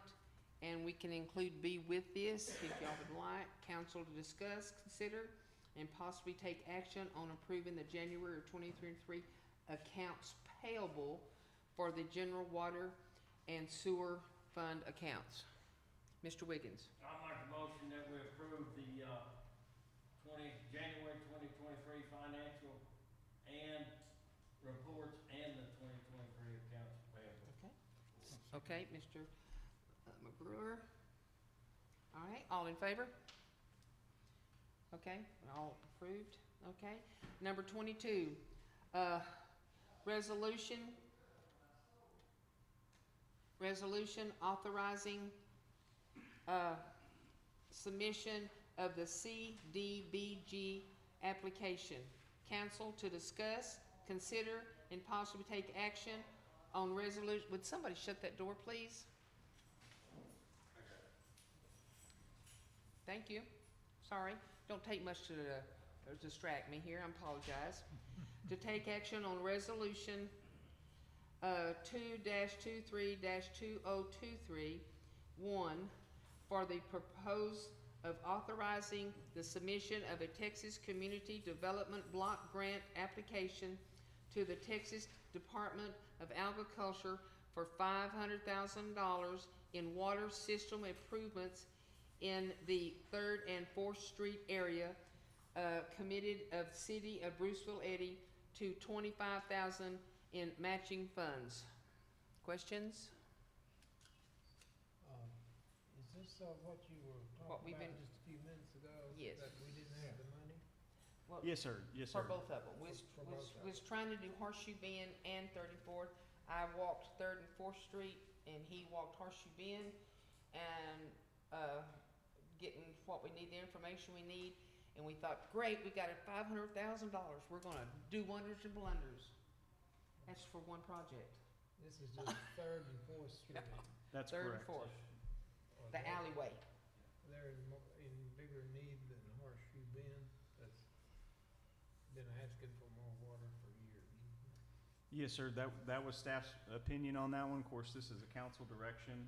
We've only got about, say, a month and a half left to submit this application.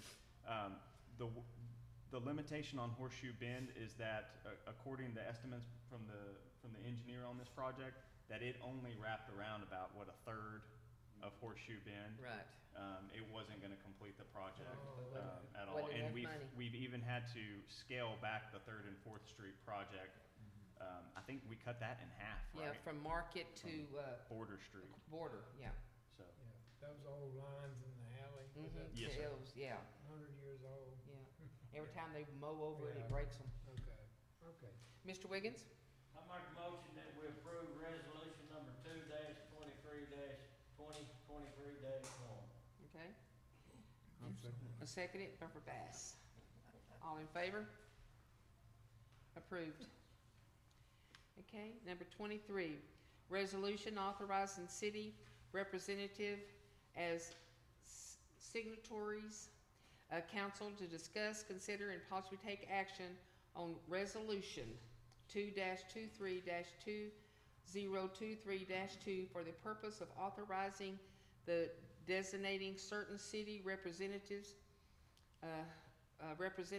as signatories to act in all matters and connect with any grant application and the city participation in the Texas Community Development Block Grant Program. You want to explain on that, Mr.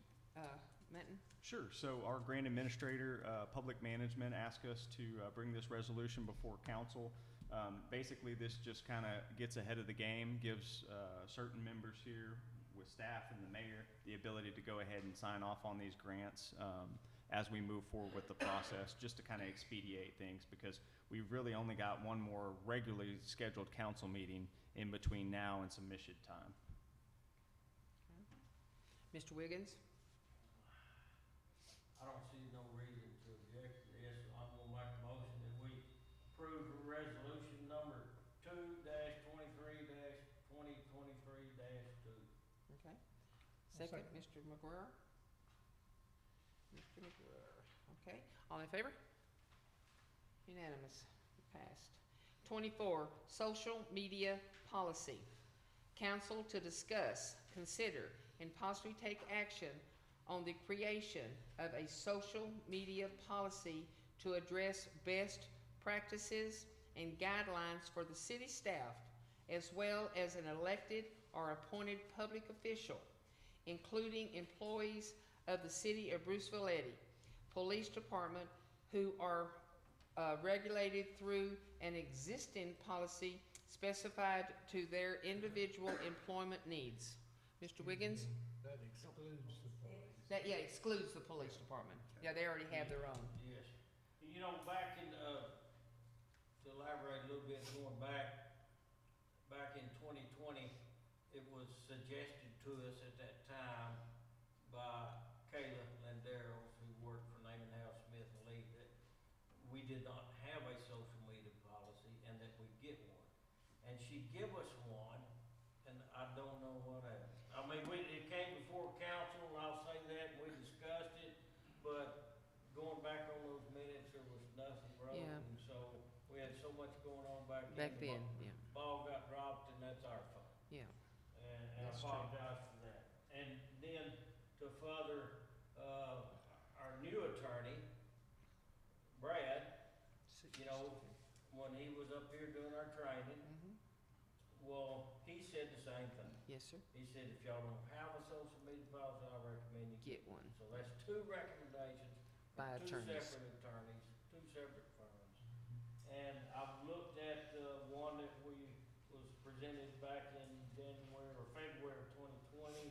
Then I looked at the one that Brad, and I like Brad's version better. I think it's, covers more and goes in a little bit more depth than, the one back in 2020 did. Yes, sir. I agree, but that's me. Okay. Do we have a motion in there anywhere, or questions? I'll make a motion. Okay, Mr. McGruers makes a motion that the council, take action to create a social media policy to address best practice and guidelines for the city staff as well as an elected or appointed public officials. Second, anybody? Do I hear a second? Mr. Bass seconds it. All in favor? Unanimous. Got it. And this is for just to be, Okay, just specify. this where I'm clear here, this is for there's two versions here. Okay, this is for both versions. One is for the employees of the city, excluding the police officers, of course. And then one is for the, elected and appointed Officials. officials. Yes, sir. Okay. Yes, sir. And This is the one that Brad suggested. Suggested. Right. Yes. Okay, all right. Number 25, Waco, McLennan County Public Health District, city contribution. Council to discuss, consider, and possibly take action to approve the 5-year rate increase scheduled of 0.35% resident per year proposed by the Director of the Waco McLennan County Public Health District. Is it 50 cents now? No, it's 30, yeah. It just says the 5-year rate increase schedule of 0.35 Yeah, So, 35 cents. per resident. 35 cents Mhm. per resident, and it would go up each year, that Yeah. amount. Oh, I thought it was thinking that it was 50 cents right now. It's be 30, yeah, be 35 now, then in 5 years it'll be 70 probably. We Is that could, let me correct? pull up the agenda item on that Okay. one. $33. Right, Per resident, correct? right. Yeah. Yeah, 35 cents per Yes, per year. resident, and they're wanting to go up to 35 cents. 35 cents, yes, sir. 35 cents. Free 35 for the 23-24 year. 5-year But it'd be rate 35 increase cents every schedule year. of 35 Yes, cents yes. per 35 resident cents per year proposed by the Director of the Waco McLennan County Public Health District. We have a few people that use this, I don't know how many. And, I think it's 50 cents per person, population, 1,500 times 50 cents. And they want to go up 35 cents per year. Per year, per resident. Yeah. Yes, sir. Per resident. Yes, Yes. sir. Can you explain, Sure. Kent, what this entails here, which in that letter it tells you a little bit about it? Absolutely. So, just for the general audience too, the McLennan County Public Health District, they provide a lot of different services to our residents, immunizations. They manage our on-site sewage, septic facility inspections. They come out here and they do inspections of those, respond to complaints of overflowing systems, that type of thing. They're also the ones responsible for providing those food inspections to our 2 food establishments that we have. They do all the control orders and all the investigations for any public health outbreaks. They were very active, I'm sure, during the pandemic that occurred a couple years ago.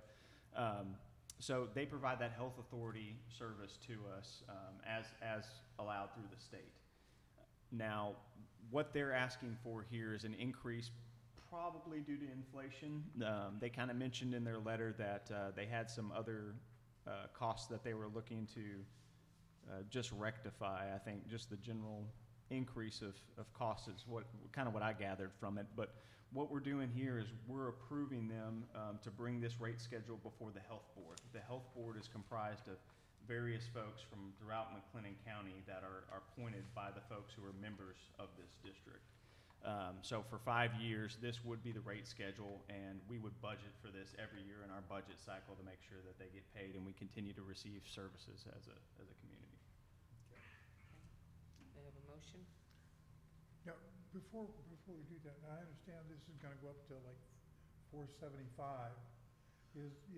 That's not a monthly fee, that's a Annual. That's an annual an fee. annual fee? Yes, sir. Okay.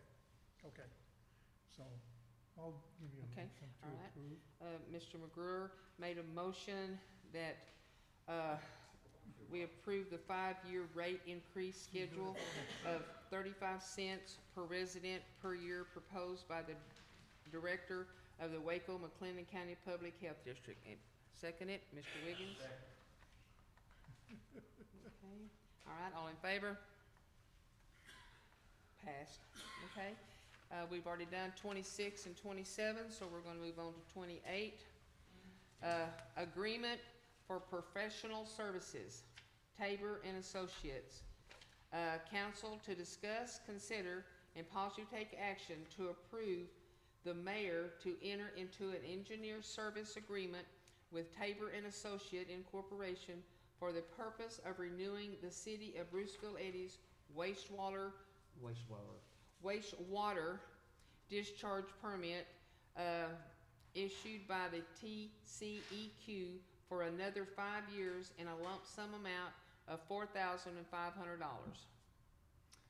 Mayor, I'll just say on this one, from what I've heard and what I've seen, Tabor and Associates had no issue submitting the original wastewater treatment plant permit. It's unfortunate that we haven't been able to discharge any wastewater into any tributary of the state of Texas so far, but that does not exclude us from having to renew our permit with the TCEQ. So somebody's got to do that. It is a tedious process to get that permit application, get it in, and get it reviewed by the TCEQ, but it has to be done, I think, 180 days before the before the deadline. So. Yes, sir. Mr. Bass, did you have a question? Well, I was just gonna say, it seems like a lot of money just to get a renewal. Yeah, but that's TCEQs. Yeah, I guess he does have to do a lot of stuff. Can do that. With him, so Okay. I guess it's all right. Anybody else have a question, or you want to, Mr. Wiggins? I'm sorry, we're kinda out of order up here. I'm sorry, well, I was discussing it really with, Mr. Graham here, and Brewer. He's been an attorney and all, but on this, under the ownership of documents, if you look at that, down on the very last sentence, I'm wondering, I know how Johnny is, but when it says upon request by the owner, record drawings for this project can be provided on one storage media device in PDF format only. Should we change that word can to shall? Let's see, records. We can most certainly request that of him. Yeah. Yeah, I mean, whether or not he wants to agree to that would be up to Mr. Tabor. Project will be Thoughts on the provided matter? on one You'd wanna storage. charge That's for up to that. the city and how you wanna approach that. Typically, I think most of his contracts, he provides PDF documents anyway.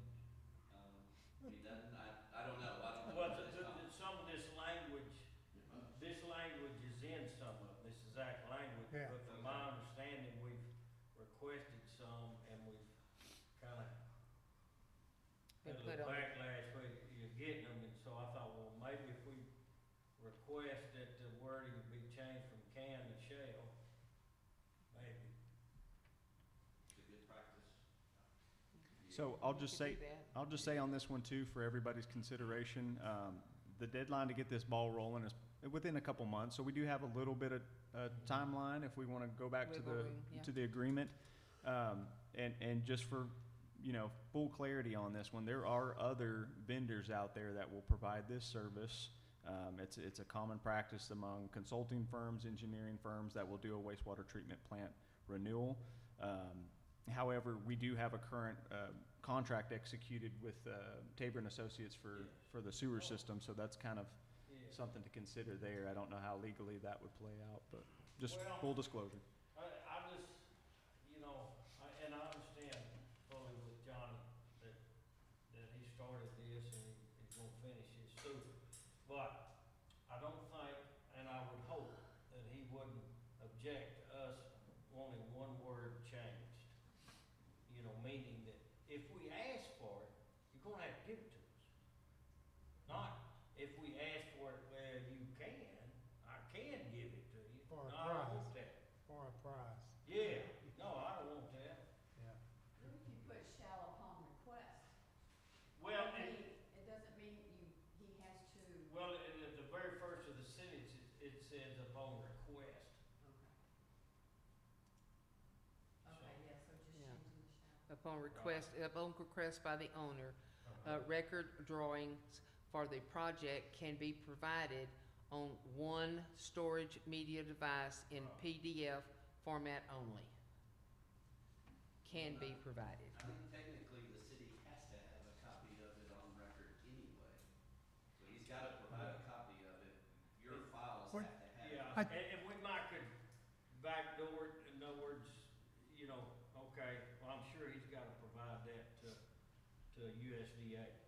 What I think, We'll get it through them, if Yeah. nothing else. But I don't think it's that big of a deal. what I think the issue is, he provides us the drawings and stuff like this. okay? So we get it in print format, but we wanna have a digital format. And essentially, he's gonna kick that back on us, saying, if you want a digital format, in one particular incident, then you get your own digital format. I own it, I don't have to do that. And the word in here is can, and so to obligate somebody on the word can makes it very difficult. If you put the word shall in there, he's gonna give us a printed format and a PDF. Now, from the PDF, we can go a lot of different directions on printing out documents. I think what he's concerned about is if I give you a printed out version and I give you a PDF version, then you can't make amendments to his particular drawings. They're his and he doesn't want them changed. If he gives it to you in another format, of course, you can change those drawings. But he's got his stamp on there. He doesn't want to have an issue with, well, that's not the drawing I originally gave you, okay? Which is fine, but if he gives it to us PDF, we can send it in and get our own drawings as we need and make amendments to that. Okay, So, so what, you know, I would be okay with, making a motion to, approve this, with the exception of him changing that word from can to shall. So it would be contingent upon him. Contingent upon, yes, correct. You'd have to That- agree to it. Yes. That would be a delay, of course, but. Yeah, we well, don't have I would time. want, what I would want and Yeah. suggest in this motion that I'm making Yeah. is that, this thing be rewritten and Just new about signatures put on it, right here, yeah, and that word can be changed to Yeah. shall. shall, Yeah, I Okay. agree with you, but all right. it may make a delay. Do we have enough time for a delay? Well, you said you had a couple of months. If we Yeah. needed to have a special meeting, we could. Okay. But good God, I hope Johnny don't throw his feet out over Yeah. this. Well, But, He Okay. won't Do I like I have also think legally you can make a pen and ink correction to a contract as long yeah, as it I mean, is this is signed by our the party. contract too. Yeah, oh, Yep. yeah, I Yeah. know, You know. I know that. I'm just saying, that Yeah. we have a time limit. Yeah, we don't wanna Yes, postpone it yes, too sir, much. I understand what Okay, you're saying, Johnny. before I take a second, have a second. I think we Mr. have- Talbert? First place for this engineering reports and contracts, this is not a drawing. This is an application for the state of Texas, you don't own it. You paid for it, it's yours, Yeah. period. Mm-hmm. Now, on the drawings, different thing, it's how the city negotiates with whatever engineer you have, or it's his, or hers, or theirs, or it's such. The USDA is a little different. So, my statement is Mr. Williams is correct. I agree with him. Yeah. That's my opinion. Okay, But this is a document, you just file it, it's not a drawing. right, yes, sir, Okay, thank you very much for letting me say that. yes, sir. Okay, do I have a second? I'll second. Okay. All right, okay, on that, okay, let me get this ready, yeah. To a proposal to take action, authorizing the mayor and city administrator to further research, no, that's a different one, I jumped ahead of myself, sorry. I had the writing there on it, and it covered my hand up. Okay, this is on Tabors and Associate. We're taking action to approve the mayor to enter into an engineer service agreement with Taubert and Associates Incorporation for the purpose of renewing the city of Bruceville-Eddy wastewater discharge permit issued by the TCEQ for another 5 years in a lump sum amount of $4,500 to try and to change the contract from the last sentence from can to shall. Is that correct? That's correct. Okay. And you second I that? second. Okay. All in favor? Okay, we got it. Okay. Now I can go to the one I started reading on, but I had written on it, and it's like, okay. Okay, municipal cemetery. Council to discuss, consider, and possibly take action on authorizing the mayor and city administrator to further research the feasibility and financial solvency of acquiring Eddy Cemetery on becoming a trustee thereof, including the acceptance of any associated funding currently in care of the Eddy Cemetery Association for the purpose of creating a municipal cemetery system to operate Eddy Cemetery and potentially other cemeteries within our corporate limits.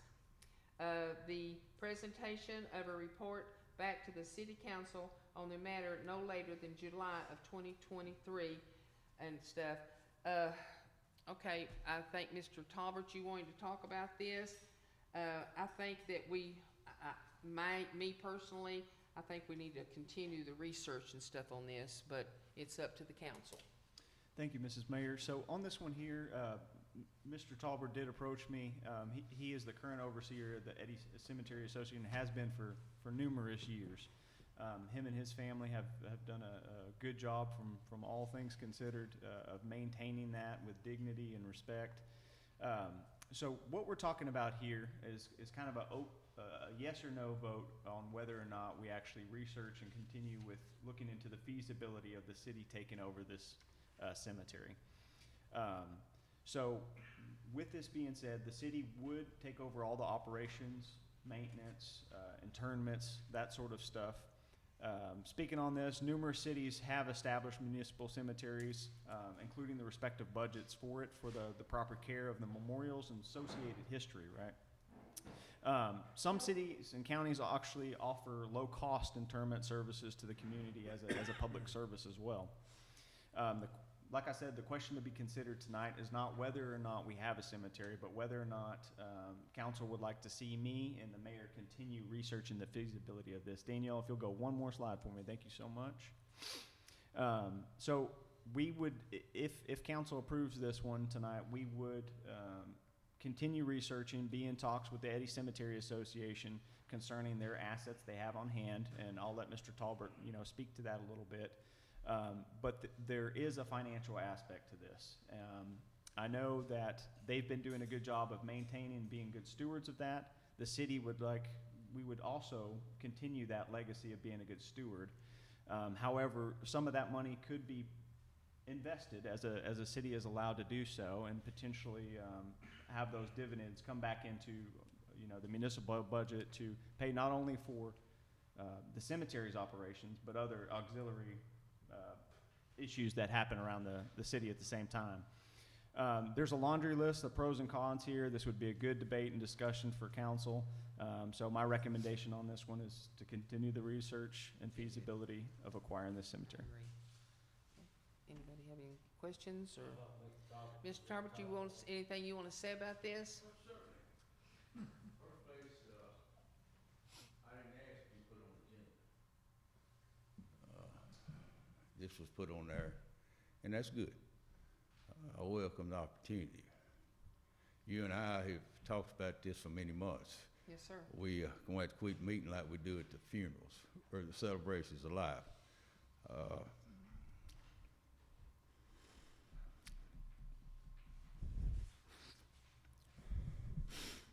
This is important.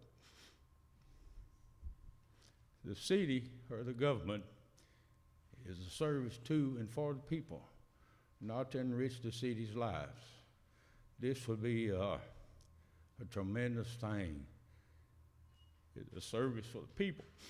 Yes, because things have changed over many, many, many years. And I was fortunate that I could do this.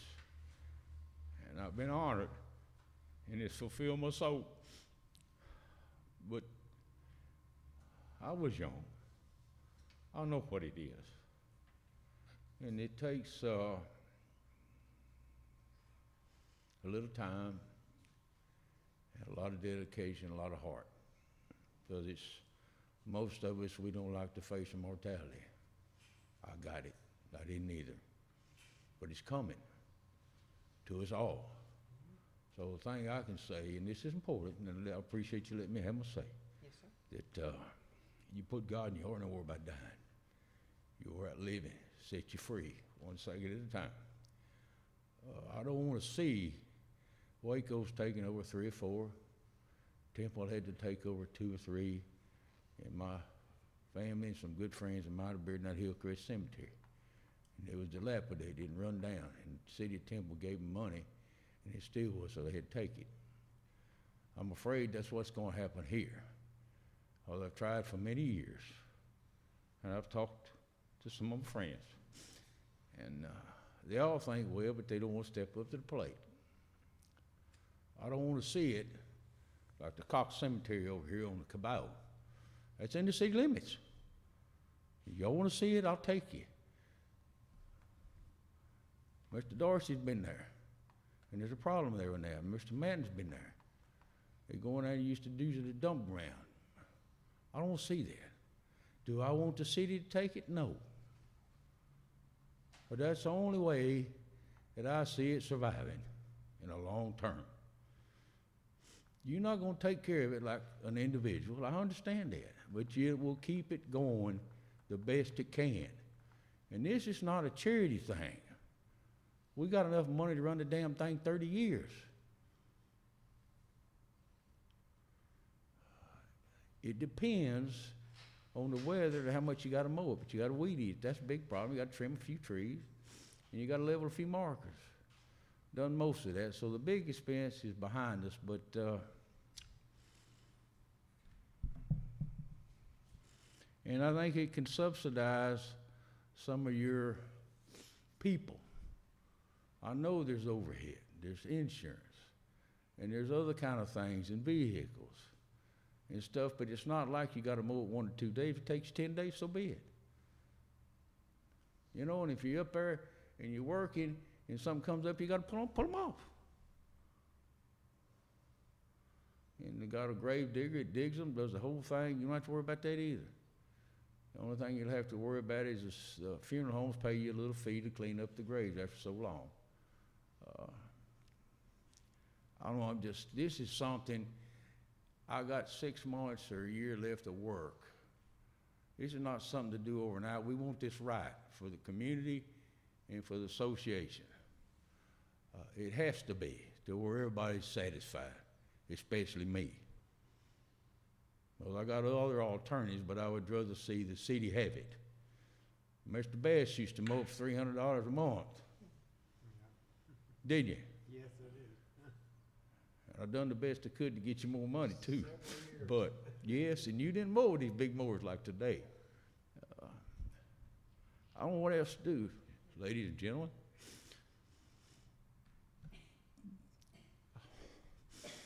I just want you to think about it. Yes, sir. And let's talk about it. And to get it in something that suits everybody. And if we can't, we can't. But it's, I'm getting old. And I can't do it much anymore. I'm just trying to see that maybe we can do something. And I want to thank you for listening to me.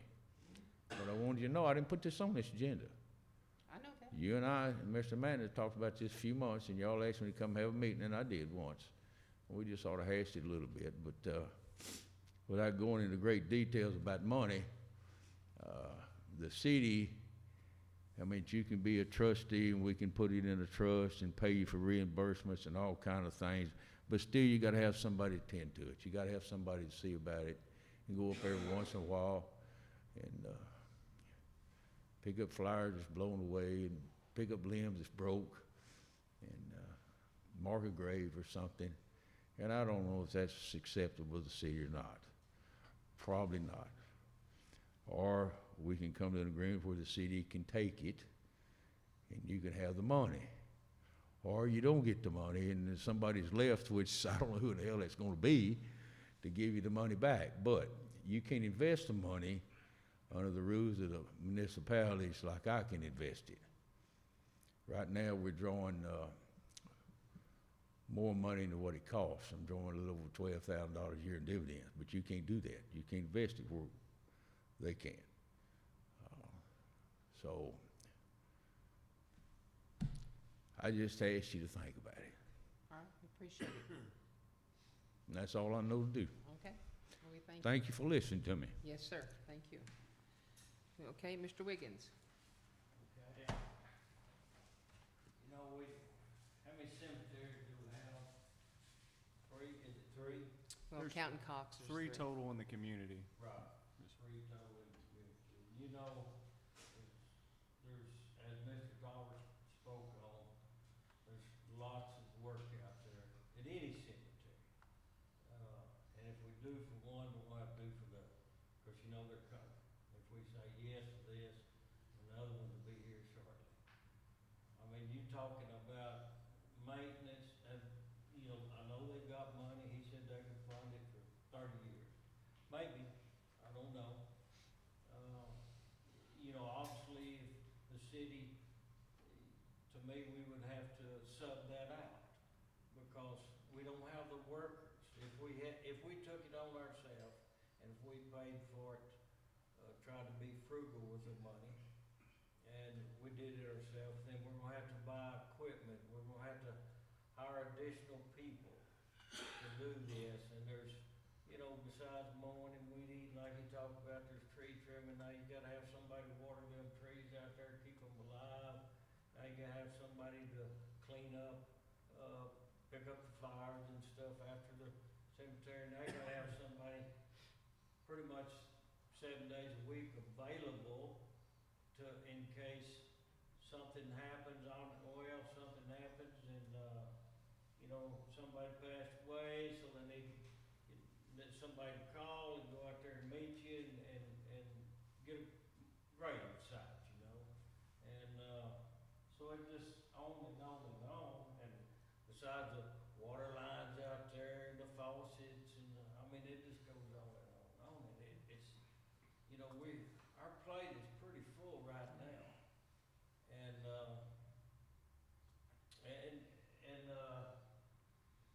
I know that, that Kent's suggestion is to maybe kick the can down the road a little bit, and let's think about it, but to me, I don't think, I'm looking out for the city's interest only. And man, my heart goes for you, I understand, you're my good friend. Yes, sir. But I just don't think it's in the city's best interest for us to go down this road. And therefore, you know, I'm gonna have to make a motion, and it might not go nowhere, but I'm gonna make a motion that we don't proceed any further with, spending our time, you know, researching and figuring out if we can't do this matter. I just say we drop it now. That's my motion. Okay, do we have a second on that, or y'all wanna wait? Do we have any questions from the, Comments? you know, No comment. no comments? Okay. Mr. Talbot, did you have another question? I don't particularly disagree with what Mr. Wiggins said, but all of it, I'm not gonna say he's wrong. I just don't think he has,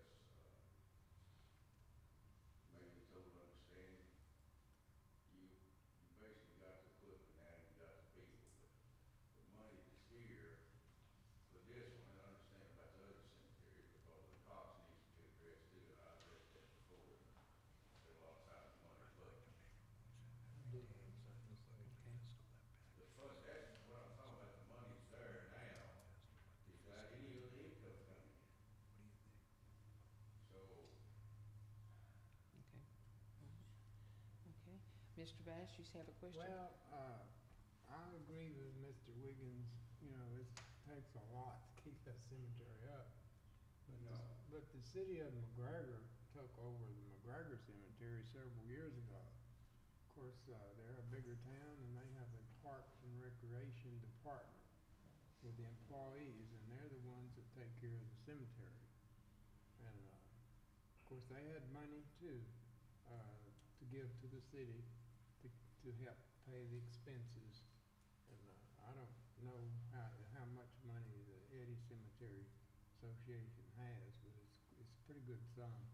It's enough that the interest has been taking care of the cemetery, right? basically, what Yeah. I told you. Yeah, and then there's a charge. Without that, there's enough money to take care of 30 years of what he Yeah. spent. Mm-hmm. So it's not that much money Yeah, to spend. yeah. Spend it over the years to fix it, so it's not Yeah. that I think it wouldn't hurt to at least have the mayor and Mr. Manton to pursue and investigate and see if it's possible. And I printed out the state law form as well, I gave it to both of them. Yeah. You got it here. Okay. Yes, ma'am. At Bethany Fellowship, we have a cemetery that we have to keep. It's not a big one. It's probably would make one little tiny corner of what the Eddy Cemetery is. And it is a lot of work. I know Mr. Talbot said that the money is there to, Pay for for this, that large cemetery. But just my personal opinion, having to deal with the cemetery, it is a lot of work. You have to clean it up you have to have someone to clean it all the time because people come out, they bring personal items, flowers, all kinds of things, or you have a new spot made and the wind blows it everywhere. You have tree limbs that come down all the time. You have to weed eat around every headstone. You go through a lot of stuff like that. And what I see the city would have to do would be to develop a department that would deal with the cemetery. Because you don't have, like Mr. Wiggins was saying, you don't have extra people. Your folks are already stretched on what they have to do.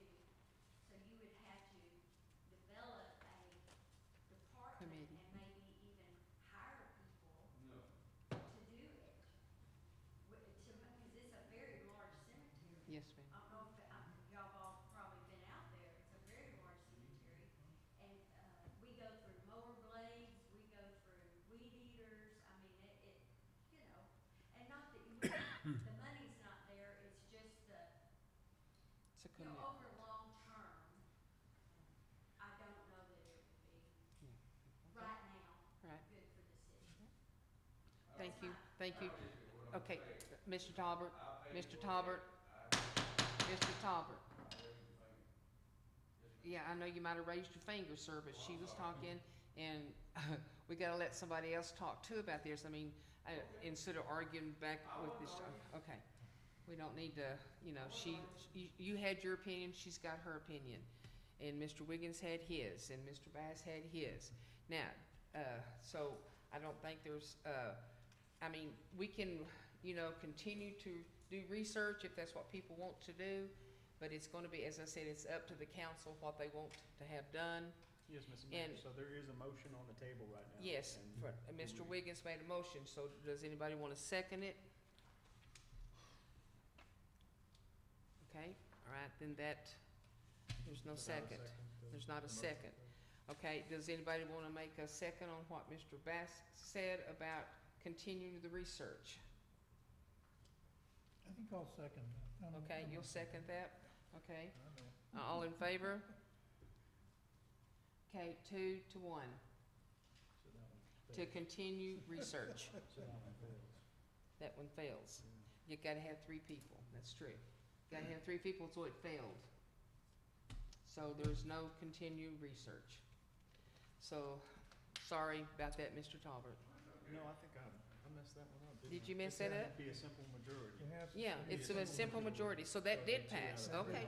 I thought I was right, but I thought, well, I've been screwing up all night anyway, so what's one more thing? 2 out of 3. 2 out of 3, okay. Well, so we're gonna continue to keep researching, okay? But you know, that doesn't mean you're gonna take it. No, we're gonna keep just researching. What you said. Okay, past due utilities account, council discuss and consider and possibly take action to review efforts by the city staff to collect certain past due utility accounts, approve the writing off past due utility accounts and the forwarding of certain past due utility accounts to our collection agency, MVBA, for further collection action. Is that what this is? Yeah, that's our, what we, yeah. There's a whole lot of discussion on this. I think we should, I'd like to make a motion that we. Just make a motion for that, okay? Mr. McGruer made a motion to, accept, the effort of the city staff to collect certain past due utilities account, approve a writing off past due accounts and the following of certain past due accounts to our collection agency, MVBA. Second? Mr. Wiggins seconds. Okay, all in favor? 3, good. All right. Number 31, resolution adoption a donation and gift policy. Council to discuss, consider, and possibly take action of resolution 2-23-2023-3, adopting a policy for the uniform acceptance of donations and gifts to the city of Bruceville-Eddy, to include the creation of an application for assistance on utility bills, designating process roles, responsibilities for staff members and public officials, restricting the acceptance of gifts by staff members and public officials. Mr. Maton, you have something to say on that, I Thank you, think. Mayor. Yes.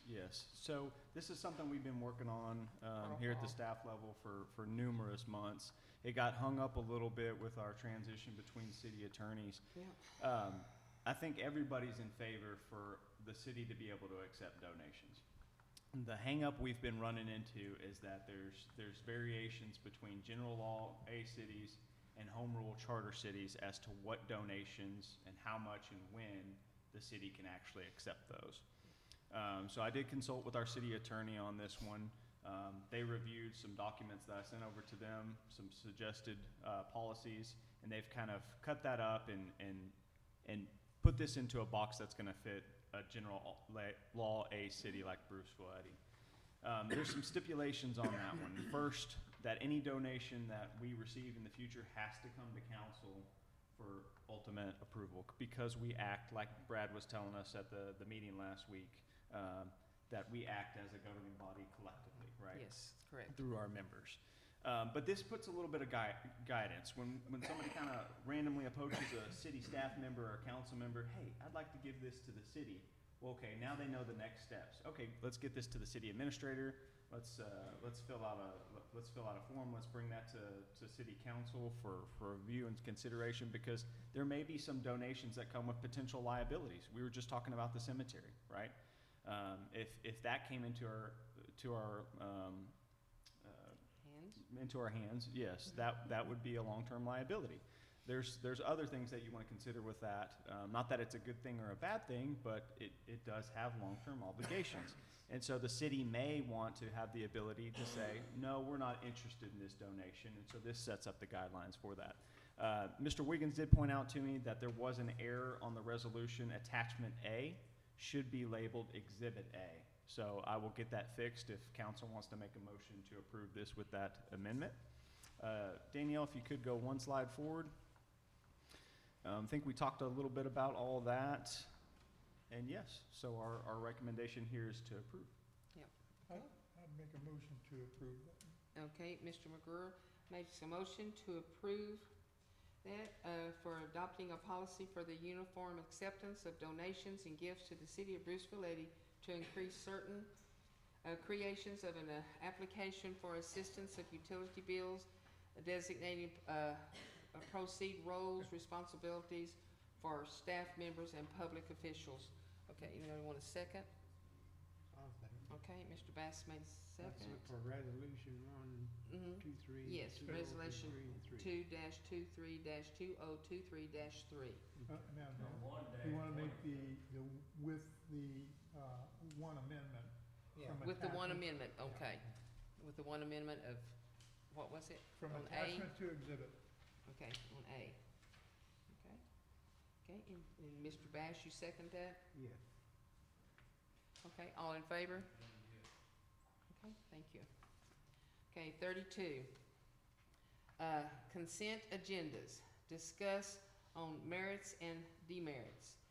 Council to discuss and consider and possibly take action on further use of utilizing a consent agenda as a regular part of the city council meeting process in order to expedite the approval of certain agenda items And, if you wanna explain to them what this means, cause other cities are doing it now, so. Sure, I sure. thought we already had that. Well, I did too, but They they, used to do it. So yes, this, so well, the consent when I first agenda, became just so mayor. everybody knows, it's also called a consent calendar. It's a part of Robert Rules of Order for newly revised. A lot of organizations, including small cities, big cities, do use this to basically get through a lot of non-controversial items all at once. So think financials, minutes approval. If we had some agreements that we had already made amendments to, and I'm just bringing it back to council for further consideration, we can put that all on the consent agenda to help expedite our meetings going forward. but they can. Now, Danielle, if you will move to the next one there. So what we'll add to the agenda here, and this will be up to our presiding officer, which is the mayor at these council meetings.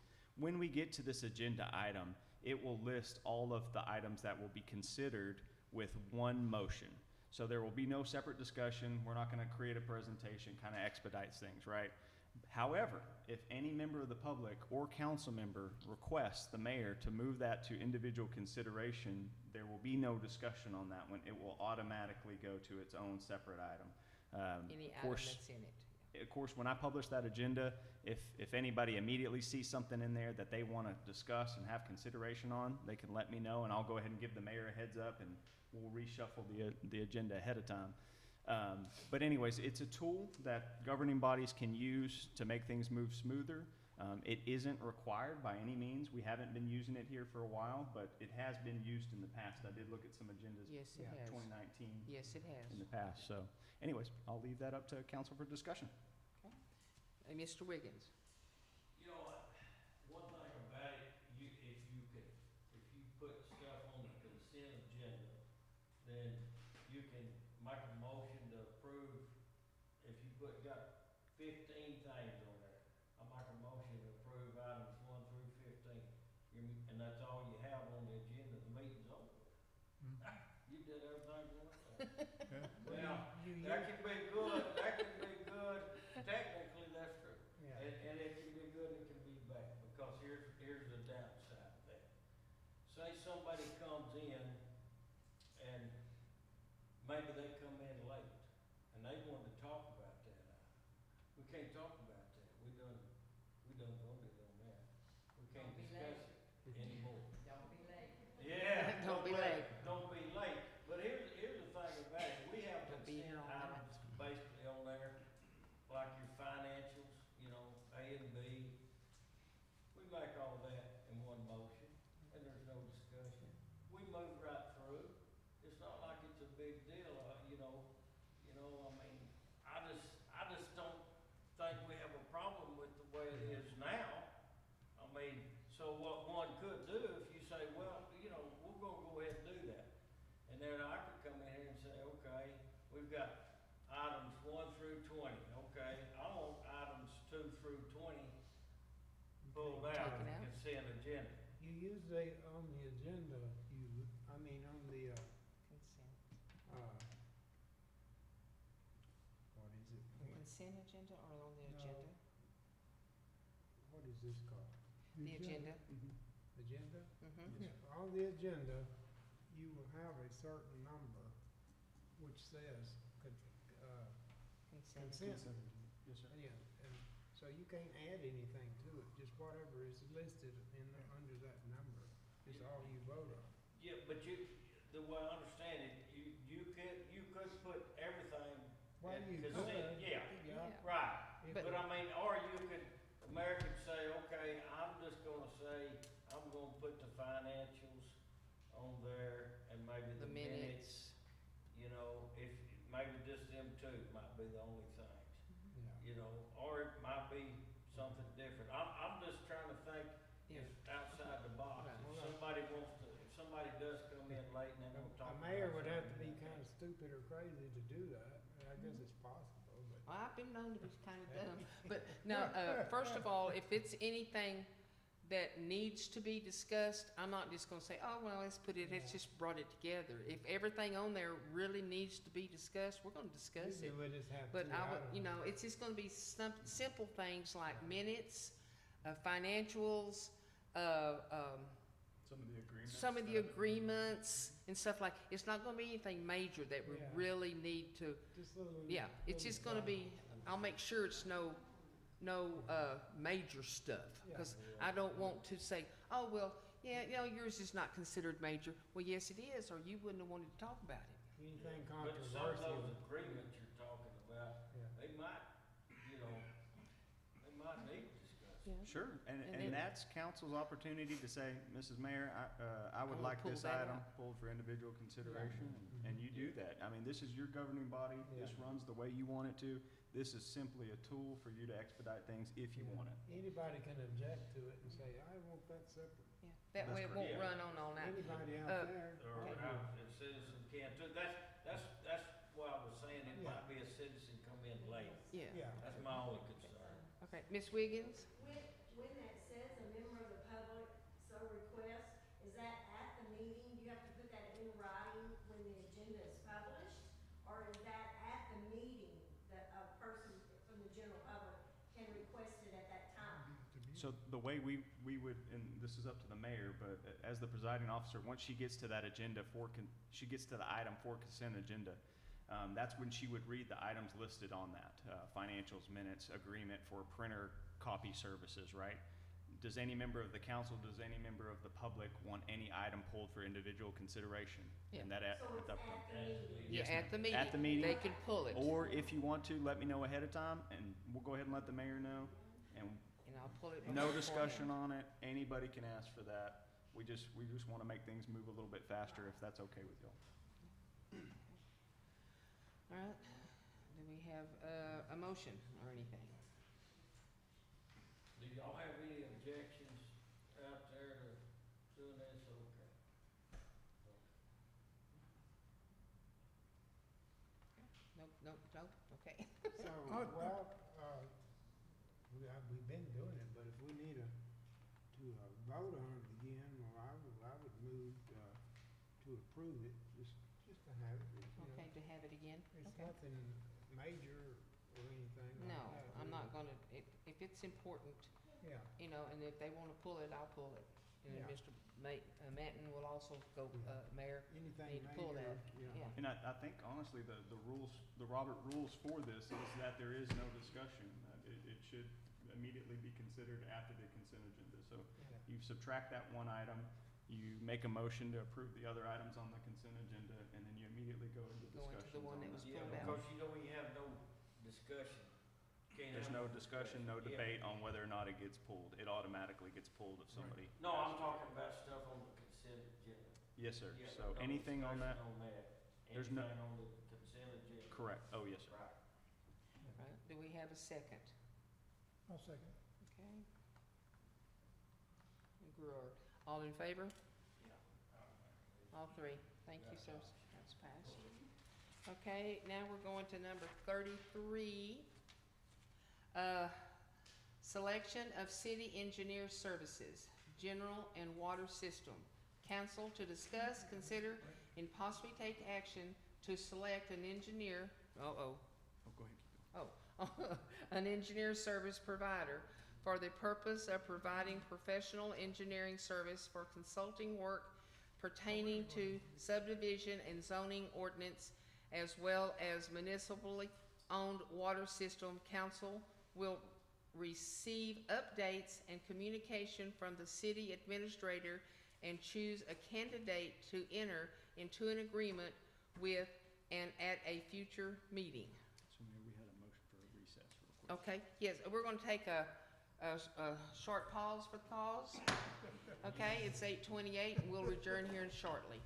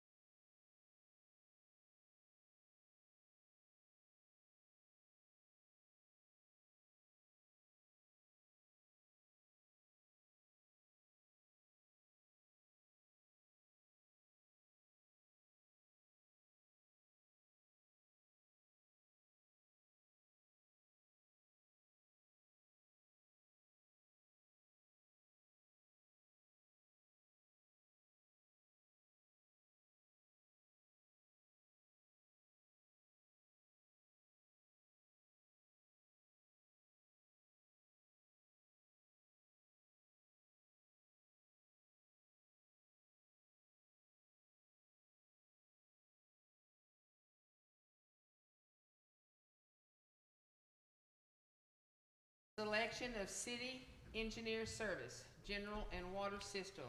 Council to discuss, consider, and possibly take action to select an engineering service provider for the purpose of providing professional engineering service for consulting work pertaining to subdivisions and zoning ordinances, as well as municipal, there you go, owner-owned water system. Council will receive updates and recommendations from the city administrator and choose a candidate to enter into an agreement at a further meeting. At a future meeting. Okay. All right, thank you once again, Mayor. During this process, the last couple months here, we've looked into 11 different firms from across the state. They've been researched. 9 firms were interviewed and solicited for a proposal of services, including our long-term Tabor and Associates. 5 firms did submit an RFQ/proposal for consideration, and 3 firms have been selected as finalists. So a couple of notes on this. For our search guidelines, we were looking for somebody who had some flexible options to address all of our engineering tasks and scale projects to needs here at the city. Also, we wanted somebody who had the capacity and desire to perform the amount of work that we have ahead. Danielle, if you'll go to the next one there for us. No worries. Number 3 there, we wanted somebody who could provide comparable suite of services to what we have had in the past, and the ability to assist with all of our developmental requests. I think we've mentioned on multiple occasions, we get a lot of different questions. We're right here on the I-35 corridor. Yes. Staff, we don't know all the answers. You know, there's a lot of things to consider, and having somebody on board who can really look into this from the engineering aspect, from a zoning, from a subdivision ordinance, is going to be invaluable. Just want to point this out there, that engaging with another engineering firm will not interfere with our current agreement with Tabor and Associates for the planned USDA sewer project. Next one there. Okay, so the first firm here is our current interim engineering firm, 5M Associates. The president, Scott Murrah, he is here in the audience with us today. We're about to retire to executive session, so we'll have all of these candidates available for questions either on the phone or in person. Just put that out there. Currently he's working with us on 2 grant projects. In addition to this, the municipal engineering services he's been providing. Those grant projects are for the Community Development Block Grant and to the Transportation Alternatives Grant through TxDOT, I think is what it's called. He offers value engineering services. He served as a past elected official, so I think he would understand some of the limitations we face here as a local governing body, specifically as to costs. Just go ahead and throw that out there, Scott. He's got 20 years of experience in the civil engineering world, and he's also local, and he's obviously willing to participate in the council processes, not only including these council meetings, but also committee meetings as well. Next one there. So we've got Icon Consulting Group. So this came as a recommendation from some folks I know. They were previously KJ Engineering, but they've just merged with this Icon Consulting Group. They are a full service engineering firm. They have a specialized team of folks, civil engineering, environmental review. They can do just about all of it in-house is what they're saying. They're currently designated as city engineer for a couple other smaller municipalities. They're not currently local to the Bruceville-Eddy area, but they do have offices in Austin, out of Dallas as well. 20 years plus in civil engineering projects as well. They have the ability to do impact fees, studies, master plans, ability to help out with zoning map development. I know we've really got to take a look at that over the next year or so. Help out with permitting processes.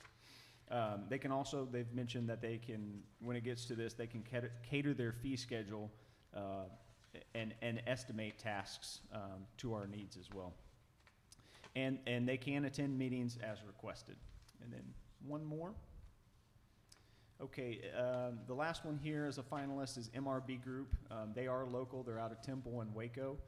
I didn't fix the top slide up there. I apologize about that one, but Anthony Beach is the senior project manager. We got the RFQ from them. They dropped that one off in person. Myself and the mayor did meet with them. They're currently serving over 100 municipalities throughout the state. They're either the designated primary engineer. Big team of folks to be able to cater to our specific needs. Project managers. They have a full team of grant writing services. They have technology solutions, ability to provide GIS maps on phones or tablets, that sort of stuff. Most of them say they call the area home. They're pretty local, so they would be willing to be a part of our process as well. With that being said, I'll answer any questions out here in the public Anybody have any or questions? for council. Our council. Does anybody have any questions? Okay, so I guess we're ready to, Go ahead and move on to the next one. yes, go Hold on to just one 34 to the executive. Daniel, go one more there, sorry. So my recommendation here is that we select one of these finalists and appoint him as our designated city engineer and begin the process of negotiating a contract agreement for these services to be executed at a future council meeting. Yes. So, all right, do we have, take action? Anybody want to make a motion on this one? We're gonna go to executive Session, yes, sir, if that's what y'all ready. I think so. Okay. It is now 8:41 and we're going to adjourn into an executive session and we will be back shortly. Did you want to read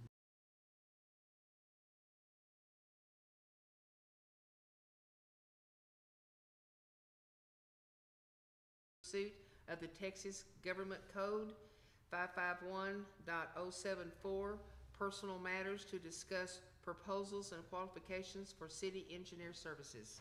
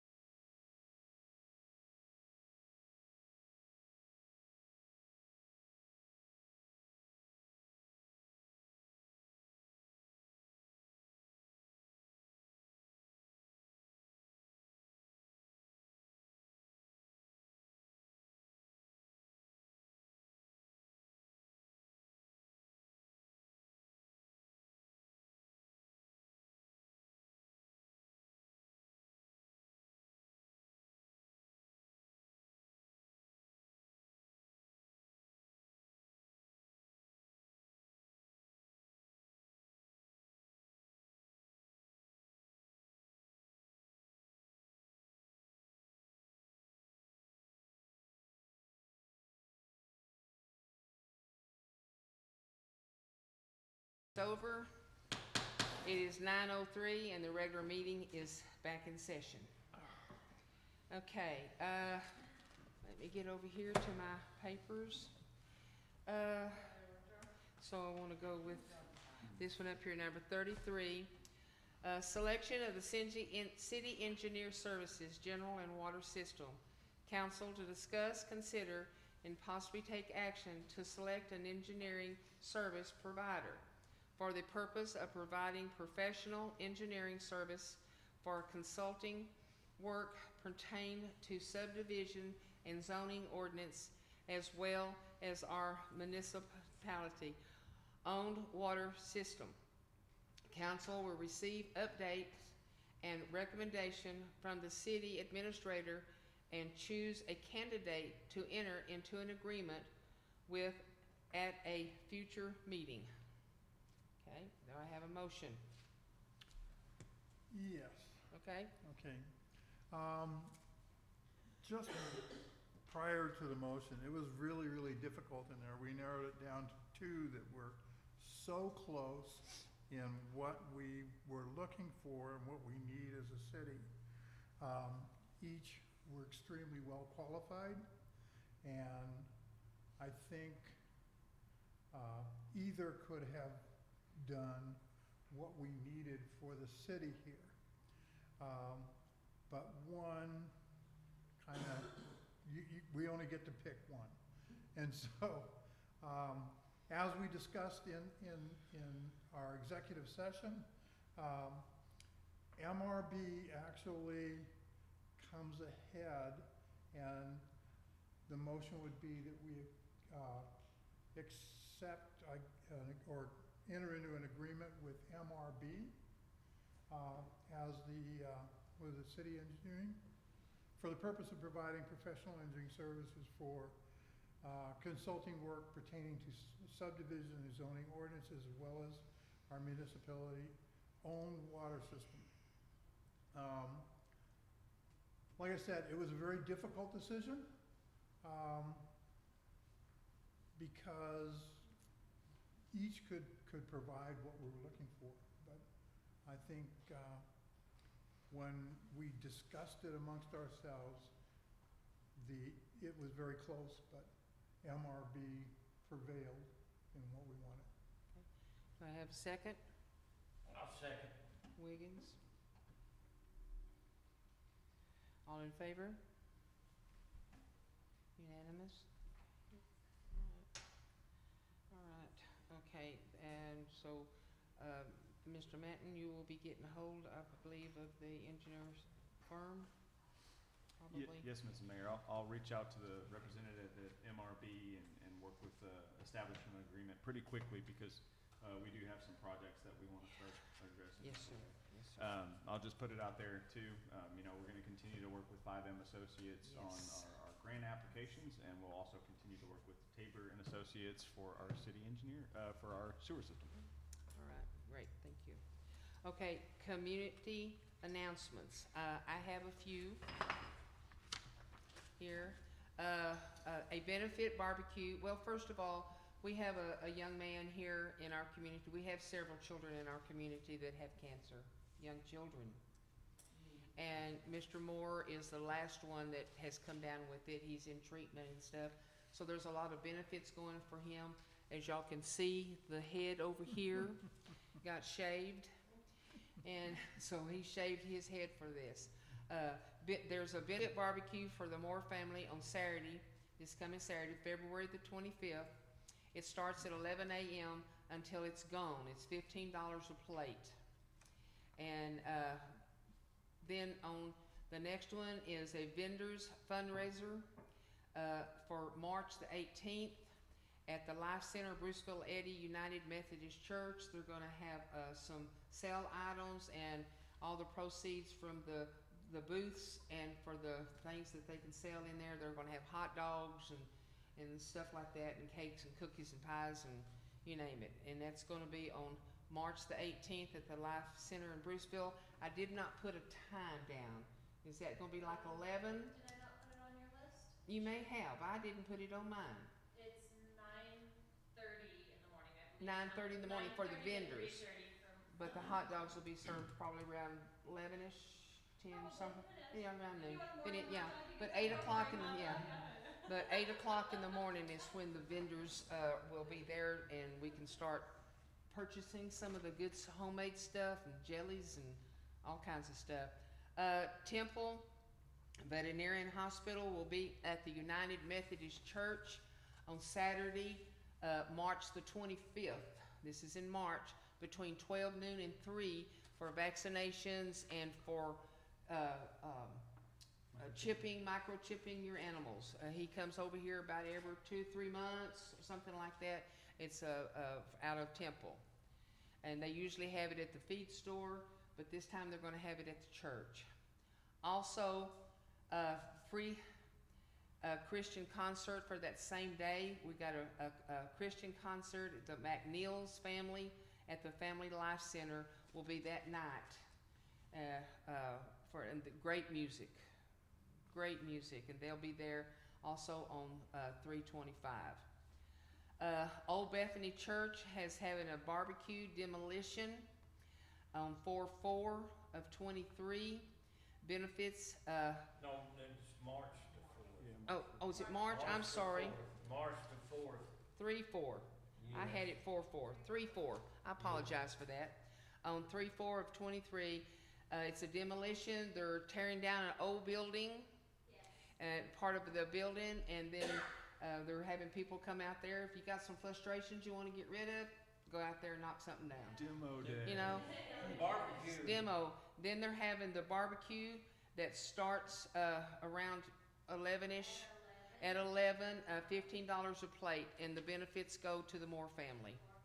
Okay, all right, and then, and then of course that's the barbecue until it's all gone. But so if you want good barbecue, go there early. Brisket and sausage, $15. Yeah, that's good stuff. On April the 1st, there'll be an Easter egg hunt for all kids of all ages, starting at 10:30 a.m. until 3 p.m. They're going to have bouncing houses, a small carnival, fire trucks, police car.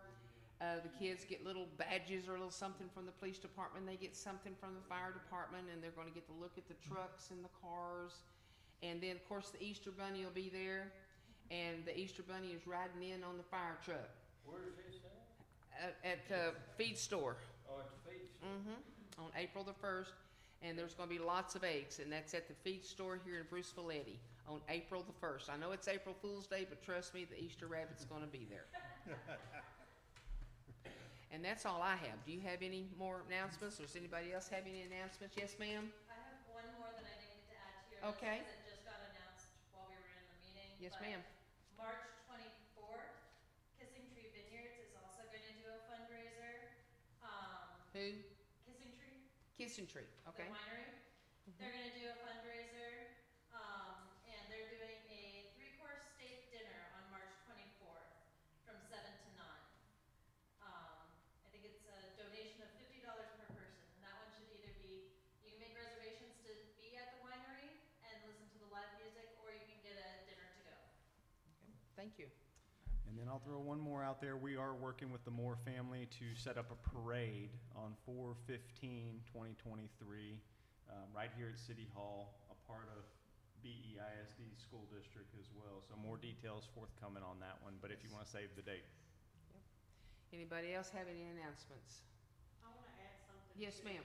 Where you had the pets to come, it is the city ordinance that they give you microchip. Yes, now it is, yes. If you have a pet and you live inside the city limits, you're supposed to have your animals chipped. And he's there to, if you don't know if your animal is chipped, they're gonna have a machine there to test it and let you know if and I think it's only like $5 a chip. I mean, don't quote me on that, but it's not a whole lot that he charges for chipping your animal, okay? All right, anybody else have any announcements? Okay. Yeah, okay. All right, I'm looking at number 36. Okay, Mr. Bass makes a motion that we adjourn. Somebody want to second that? I'll second that. Okay. This meeting is, all in favor? All right, this meeting is now, this meeting is now adjourned. Whoop, whoop. Thank y'all very much for coming. Okay.